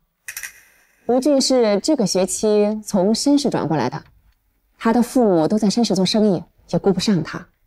这个孩子的脾气很暴躁，也是不得已才转过来的。他的学习成绩不算好，中下游的水平，也很难管。这里肯定比不上申市繁华，他这刚转过来，心里有落差也正常。因此呢，他和同学之间的关系过得也不大好。那我这么问，他平时有和哪些同学有过矛盾吗？有。他这个性格呀，一点就炸，和学校里的大部分同学都打过架，不过也都教训了，只是他屡教屡犯，我这个做老师的实在是没有办法。那个叫徐兆野的同学是你们班的吧？他是不是和吴俊打过架呀？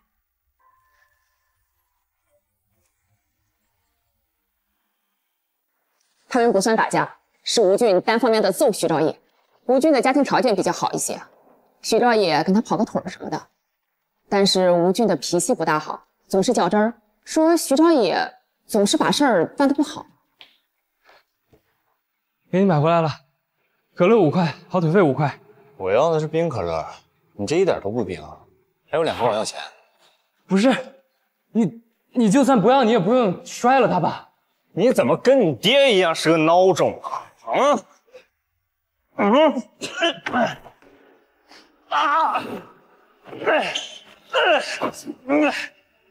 后来这件事情怎么处理的？还能怎么处理？两家人坐在一起谈一个能够和解的方案。徐兆野伤得比较重，吴俊家出钱，事情就这么解决了。那他们两个之后的关系怎么样呢？我没发现什么特别的呀。你不会是怀疑徐兆野害死了吴俊吧？没有，我们就是想尽可能多的了解一下吴俊的生活。其实青春期的男孩子打架很正常的，这谁会为了这么点小事儿就真的杀人呀，对吧？您觉得吴俊打徐少爷这件事儿是小事儿？当然是小事了，这同学之间打打闹闹，再正常不过了。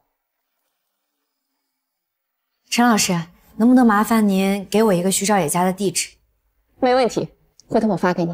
谢谢您配合。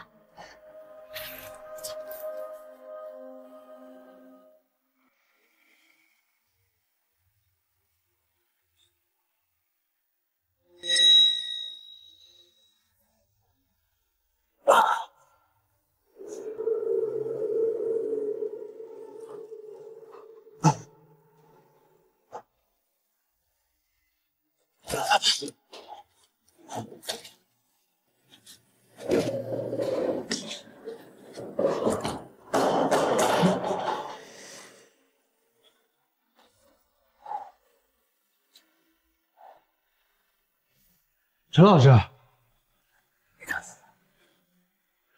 有你在太好了。你能不能看在咱们的交情，主要是小温的面子上，优先验一下吴俊的情况？因为晚了这个案子可能不归咱们组。已经验过了，晚上会出结果。太好了，小温还说你不会帮我们，我就知道你会这样。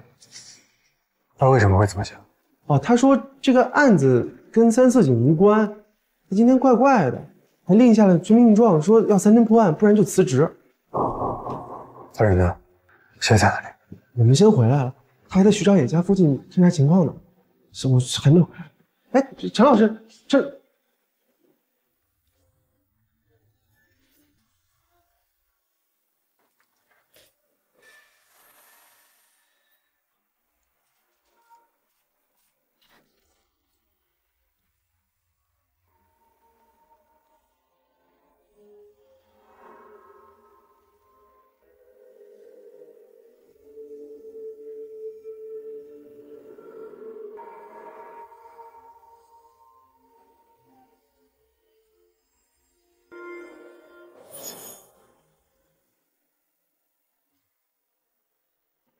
你怎么来了？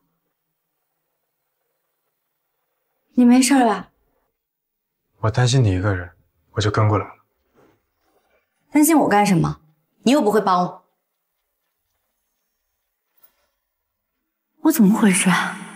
没事，我帮你。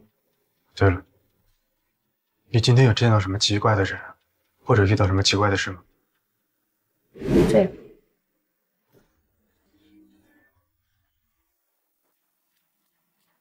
徐少爷，我们想问你一些事情。如果是吴俊的事情，你们问我就行了，能不能别找我爸？你在怕什么？我不想他再为我操心了。上次吴俊打了你之后，有没有来找过你麻烦？没有。爸，我刚才听见了，你们是来问吴俊的事儿啊，了解一下情况。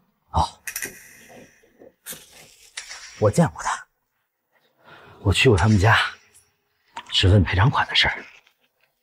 正好吴俊也在。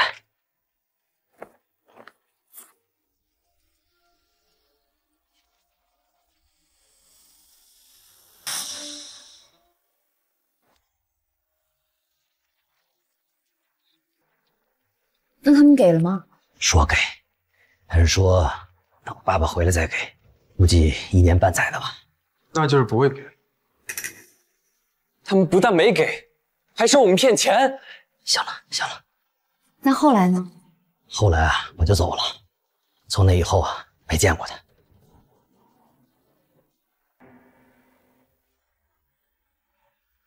那照片上的那人是谁？是我妈妈。我很小的时候，她就去绅士了。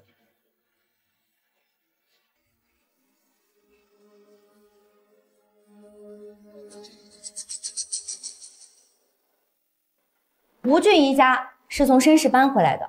吴俊的老师陈丽说，吴俊的母亲李英是本地人，只是后来去了绅士。这个徐兆野的母亲很久以前也去了绅士。徐兆野还说了，他很羡慕吴俊，会不会这也是某种动机呢？可从吴俊脑后的伤势程度来看，不是徐少爷打的。这人在极度愤怒的情况下，力气就是会大许多的。不对，他打我，他也打我。凶手不止那个。这怎么知道的？程法医嘛，那肯定是解剖知道的。哎，有没有可能是徐正跟徐少爷父子一起打？不可能。有嫌疑人？应该有。应该有什么意思啊？你没证据啊。凶手不是徐家父子。为什么？没有原因。怎么就没有原因了？好了，那现在都是猜测嘛，咱们大胆求证，说不定被害人身上会有更多的线索呢。同意。李女士，我们调查过了，你和吴迪先生是二婚。对，那这和我儿子的死有关系吗？你在和吴迪结婚之前就已经有了身孕，之后才去的申时。这些都是我的私事，你再这样，我可就走了。你是不是还有一个孩子呀？没有，你在胡说什么？你确定没有？当然没有。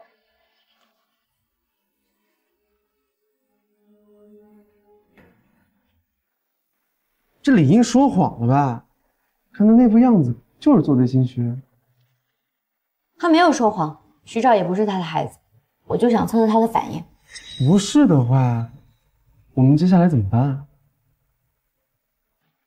这徐兆也和吴俊的矛盾又不浅，再继续查看。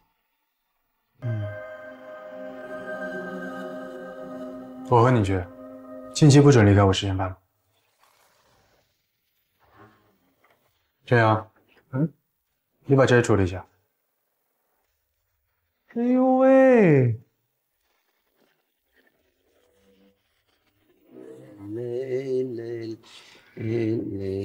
哎，叔叔您好，我们是刑警队的，过来了解一下情况。哎，您别害怕，就是想问一下，前面那个馄饨摊徐家父子开的，您认识不？认识，都是多年的老街坊了。哎，他家是摊上什么事了吗？哎呦，没有，我们就是例行问话，了解一下情况。那你问吧，随便问。我在这住好多年了，这一片就没有我不知道的事儿。哎呦，那太好了！前天晚上啊，他们家没出摊儿，您有没有看见他们呀？前天晚上啊，大概7点半，徐正骑着车子走我那个窗边经过。7点半，时间这么准确吗？那可不的，每天7点半我准时收看天气预报。那天刚一开播，他就走过去了。7点半，错不了的。行，谢谢你啊。没事啊，没啥事了啊。7点半，吴俊的死亡时间是晚上7点到9点之间。这样看来，徐正是有时间犯案。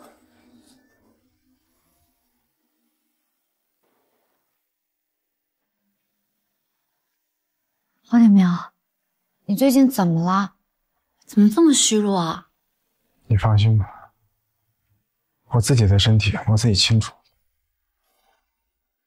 你总是这样，我对你的话、你的判断，我全都无条件相信。但是你呢，什么都不告诉我。他说的对，你了解我全部的弱点，但是我根本就不了解你。你刚才说的他是谁？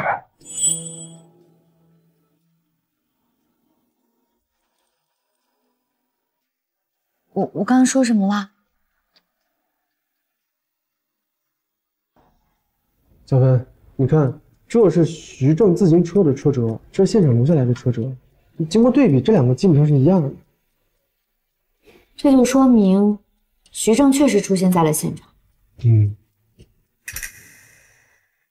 陈老师，喏，我有外套。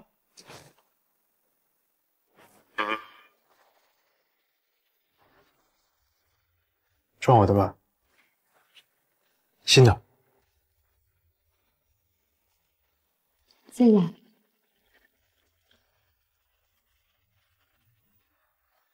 真阳收集的徐震自行车上的泥土经过检验，与案发现场的土壤相同。至于徐家附近收集的木棍，上面血迹的 DNA 残留也与吴静相同。可是程老师，你之前不是排除了徐家父子的嫌疑吗？先传唤调查。进。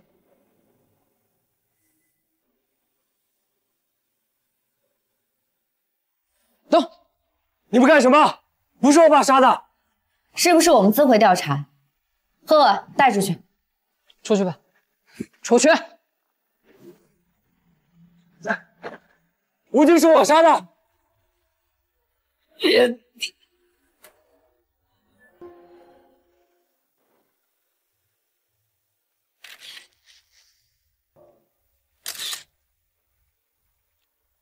徐老板，你爸刚才去我家要钱了，就为了100块给我妈跪下了。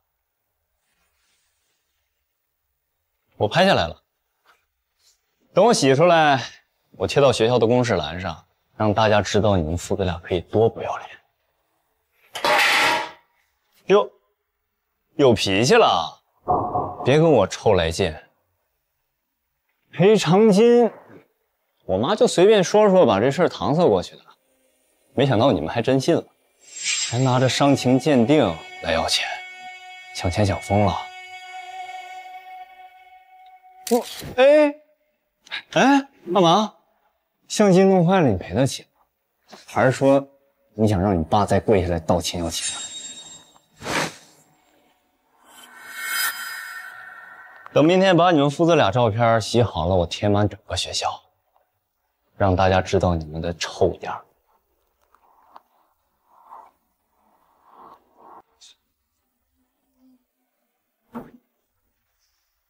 等着看照片吧。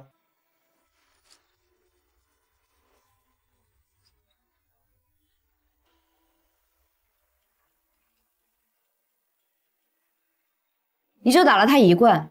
是。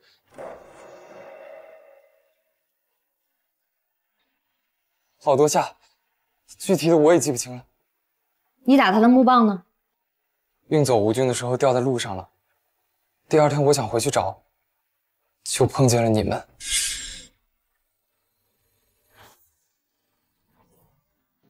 吴军被你打晕之后，你还做了什么？我骑车把他运到郊外，给他埋了。就你自己？我们还有其他证据，你想清楚再说。我把吴军打死之后，我爸去荆门了，他为了保护我，把吴军的尸体给运走。但人是我打死的，我爸只是把他运走。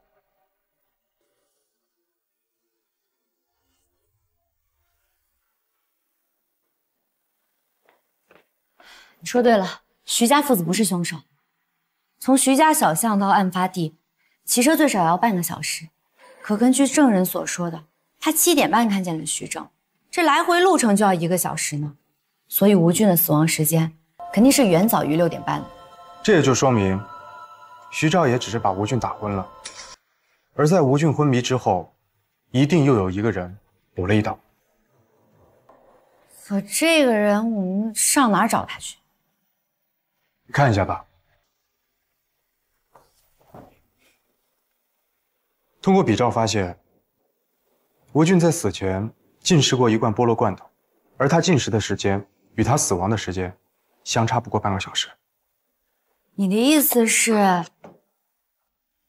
凶手给他喂的这个菠萝罐头？对。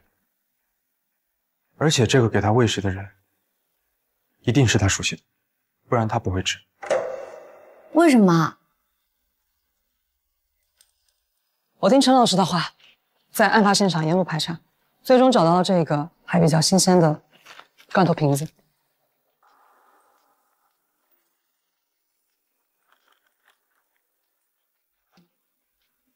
交给我吧。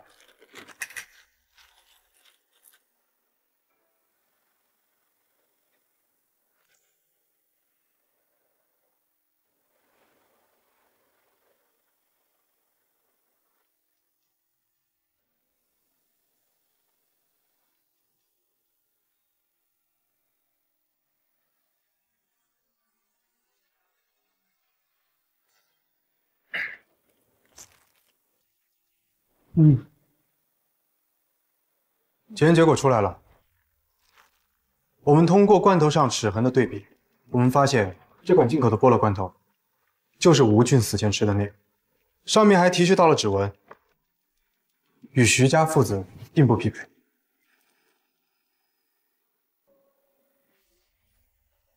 可这指纹也不能一个一个排查呀，就剩1天时间了。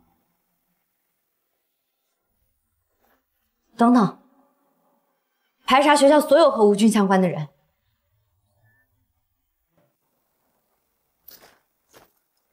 我们先从老师开始排查。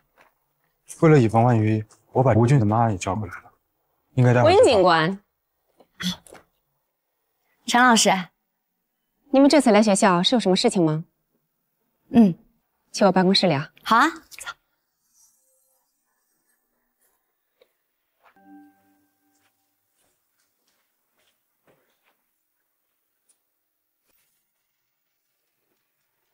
有什么话说吧。陈老师很喜欢吃罐头。啊，我们学校的福利，你要不要来一个？不用了，我们就是想收集一下您的指纹。这是什么意思啊？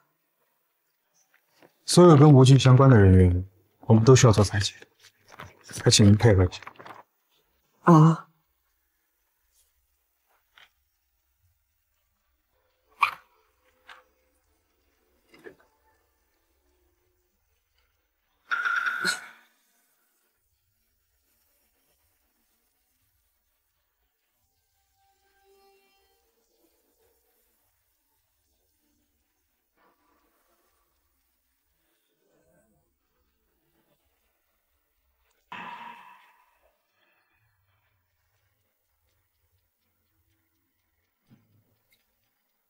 陈老师解释一下，为什么你的指纹会出现在案发现场的玻璃罐头上？就算是指纹一致，也不能说我是凶手。那个玻璃罐头瓶子有可能是我之前吃完扔掉的。这么巧，刚好一扔就扔在了案发现场。这个世界上巧事多。但这个罐头瓶是吴俊死前用过的。你凭什么这么说？罐头瓶上缺少了一块，刚好与吴俊的齿痕相吻合。你是在吴俊昏迷醒来之后用罐头饮药的，然后趁其不备，从背后攻击的他，对吗？就算是这样，也不能证明人是我杀的呀。我压根就没有杀他的理由。你有理由，女士冷静点，女士，你有理由，你从我这骗不得钱，你就杀了我儿子。你这个坏女人，从小到大都是这副德行，从小到大都是这副穷酸样。上学的时候你就贴着我，蹭我吃的，蹭我喝的，还偷拿我花钱，长大了还是这副德行。我骗你的钱，笑话！丽英，你从绅士回来以后，嫁了一个有钱老公，吃的用的都是名牌，还大肆的炫耀。可这都是你自己的自认为而已。都这么多年了，你还是这么的幼稚。你这是凶手！回去了。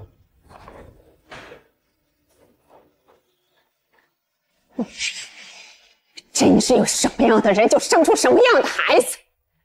我看到你儿子欺负其他同学的时候，我就想起了当年你欺负我，简直是一模一样。丽英，你知道吗？当我知道你的儿子分到了我的班级的时候，我是有多么的开心吗？当年那不过就是同学之间的打闹，这都多少年了，你还记得这么清楚？当年你就小题大做，现在你竟然还敢杀人呢！是啊，只是同学之间的相互打闹而已，谁会因为这一点小事杀人呢？啊！丽英，这句话你听着不耳熟吗？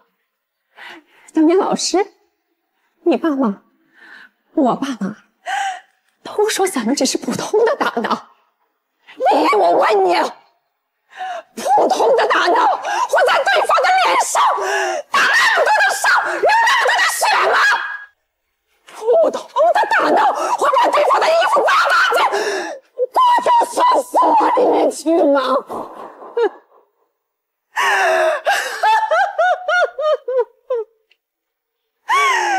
你知道吗？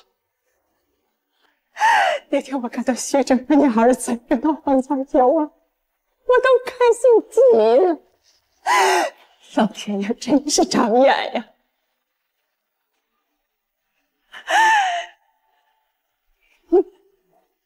丽，我告诉你，你儿子的死都是你自己造的孽。即使没有我的出现，也会有人杀了他！你这个贱人！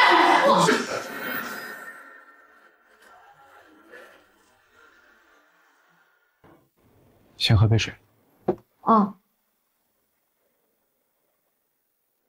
吴俊的报告呢？放心吧，都安排好了。陈立是为什么要杀害自己的学生来着？你都忘了？嗯。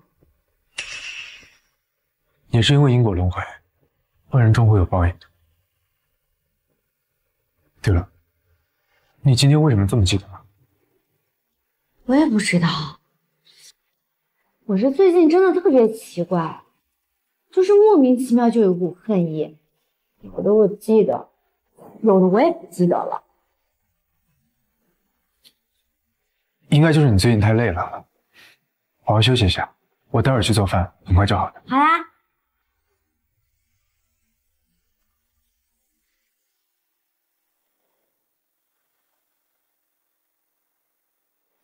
呀，好了，不就是我现在被标记了吗？那没关系啊，正好我被标记了，我们就可以守株待兔，这样就可以获取更多线索啦。不行，这样意味着你是下一个目标，太危险了。你觉得自己当鱼饵很了不起是吗？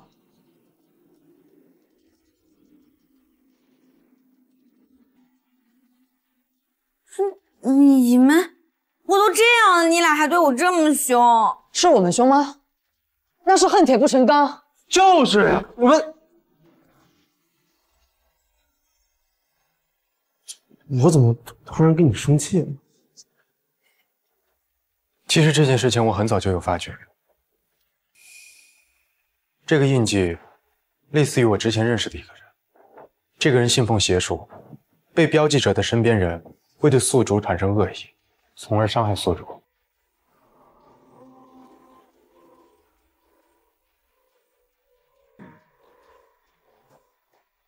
从现在开始，你不能离开我视线半步。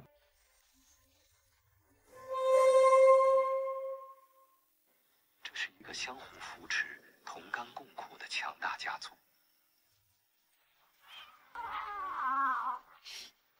我知道你是为了我的安全啊，但是咱俩也不能在这沙发上干坐着。不敢坐着呀！你看这一期的动物世界讲的猎豹。要不这样，咱们去找一个浪漫的餐厅吃饭，怎么样？不行，人流量大，不安全。那就逛超市，我们买很多东西，把家里堆得满满当当的，怎么样？不行，那儿地形复杂，不安全。那不安全。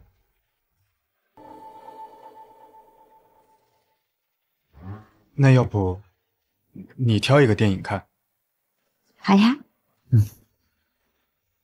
我有一个特别想看的恐怖片，我之前自己一个人都不敢看，现在我就敢看了。但我觉得他们拍的都很假。不假，你看看你就知道了。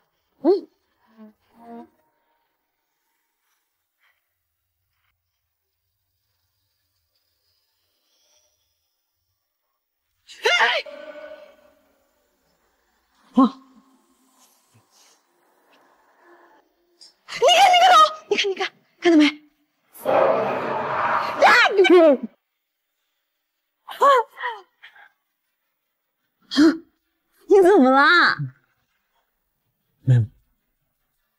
没什么，就太无聊了这个，要不我们换一个？好呀，那要不看看爱情片怎么样？你先暂停。好，暂停，暂停了。看爱情片吧。随便，反正都掩护着。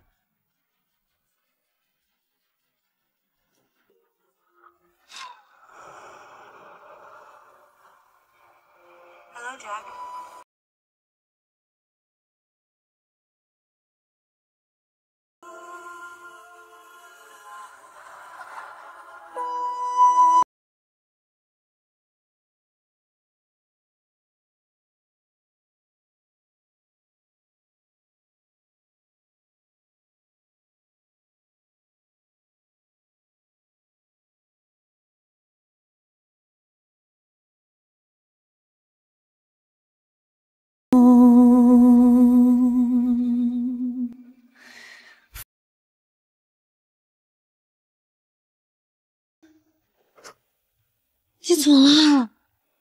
哎呀，你别哭了，这都是假的。哎呀，这都是假的。他们太好了，太好了是吧？其实他们两个戏外撕的可惨。是吗？好了，别哭了。哎，我刚刚看那个电影，我想到一个事儿。你说这个三色堇事件，为什么总是在围绕咱们周围的人展开呢？那个人应该是冲你过来的。放心吧，我会处理好的。我和你一起。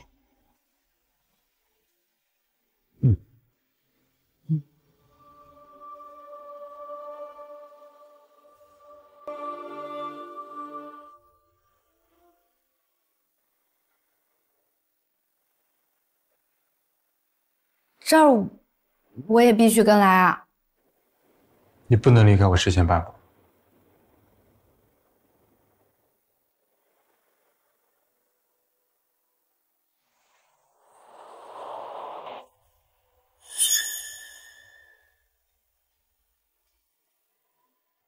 前尘尽死，休要怪tội。去解剖台上。魏延，你，否则我就杀了他。苏教授，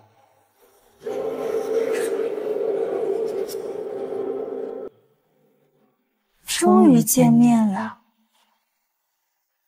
按我说的做，否则我可不确定你的小女孩能挨得住几刀。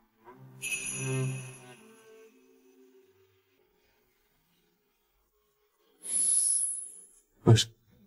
因为你的身体属于我呀，我要拿走我的不死之身，不应该吗？我是问你400年前为什么要伤害我的家人？你的家人？啊，那对母女？为什么？我喜欢。这个世界所有阳光温暖的东西，都是炼就我不死之身的祭品。为什么？我没有什么错，为什么要伤害他们？为什么？为什么？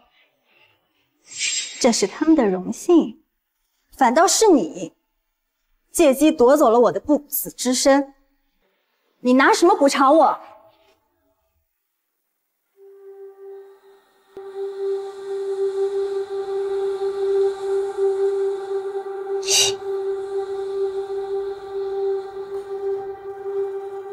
我现在把我的命给你，你放我。不，它的用处大着。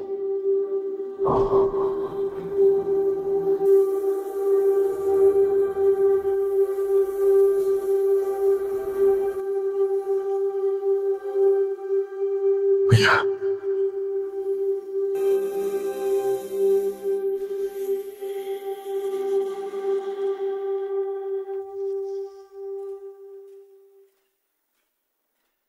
我怎么忍心让你现在就死呢？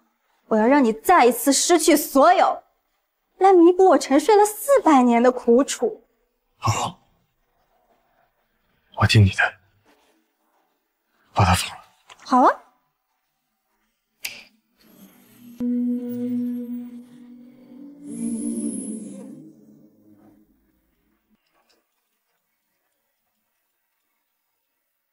周安，你走吧。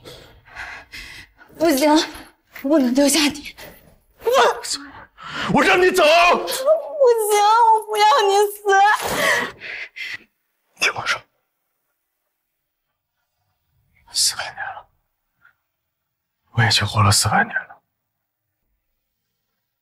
这400年里，我一直活在黑暗与恨当中。不过能在终点遇到你，我很幸运。走，听我的。我不走。那，你看到了，我放他走了，他自己不走的。那，别动！只要我还有一口气，我就不会让你伤害他。不动。好啊，那你来。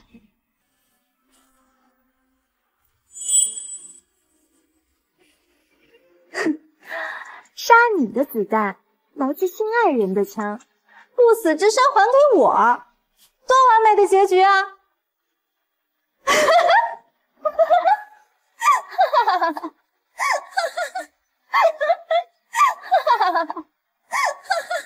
开枪吧！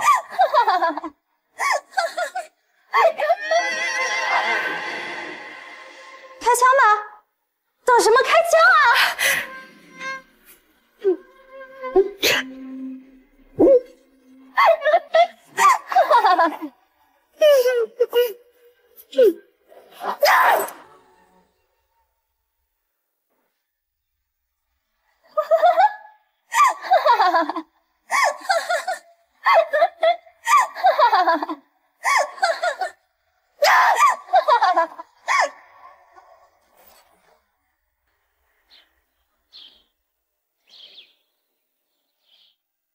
你说为什么我也被标记了，但是他却影响不到我呀？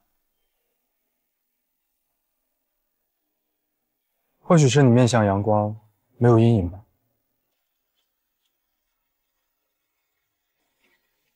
那你呢？你孤独了几百年的心，要不要住进？可是不能陪心爱的人终老，是一件很不幸的事。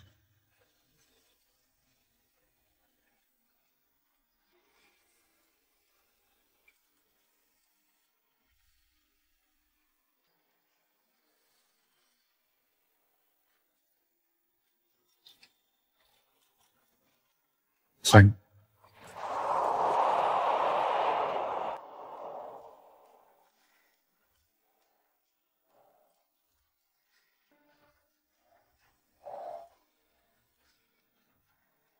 你请。欢迎。谢谢哥哥，我们自由了。好孩子，放下吧。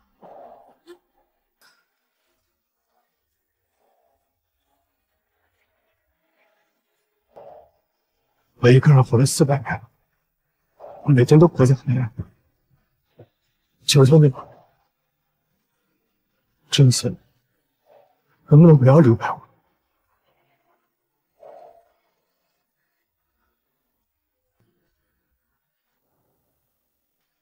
这次能不能不要离开我？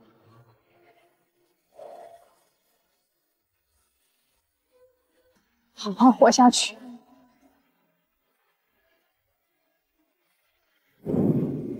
母亲，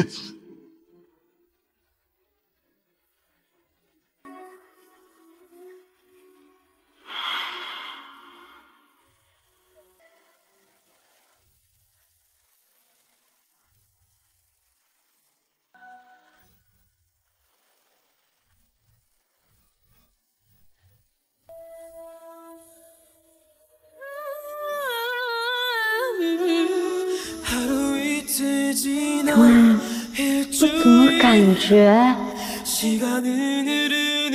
你好像没有心跳？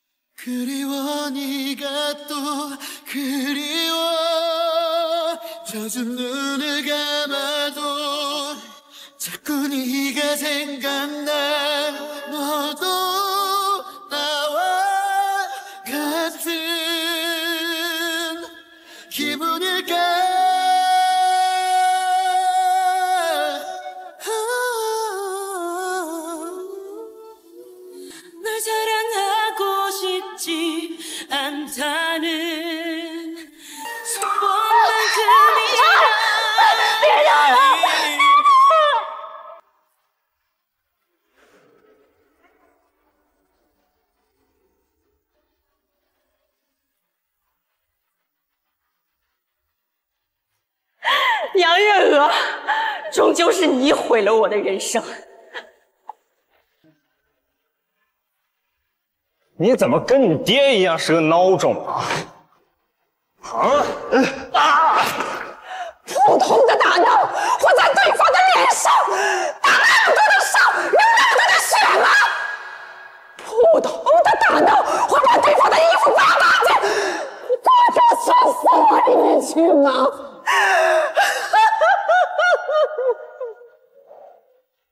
每一个冰冷的真相背后，是多少破碎的灵魂在哭泣；每一个我们所害怕的鬼，又是多少人朝思暮想的人。我们总以为来日方长，但却忘了世事无常。那个你曾经以为还有机会做朋友的人，那个你曾经以为有机会说对不起的人，那个因你的沉默和懦弱而再也看不到明天的人，也许就在你不经意转身的下一个路口，就再也见不到了。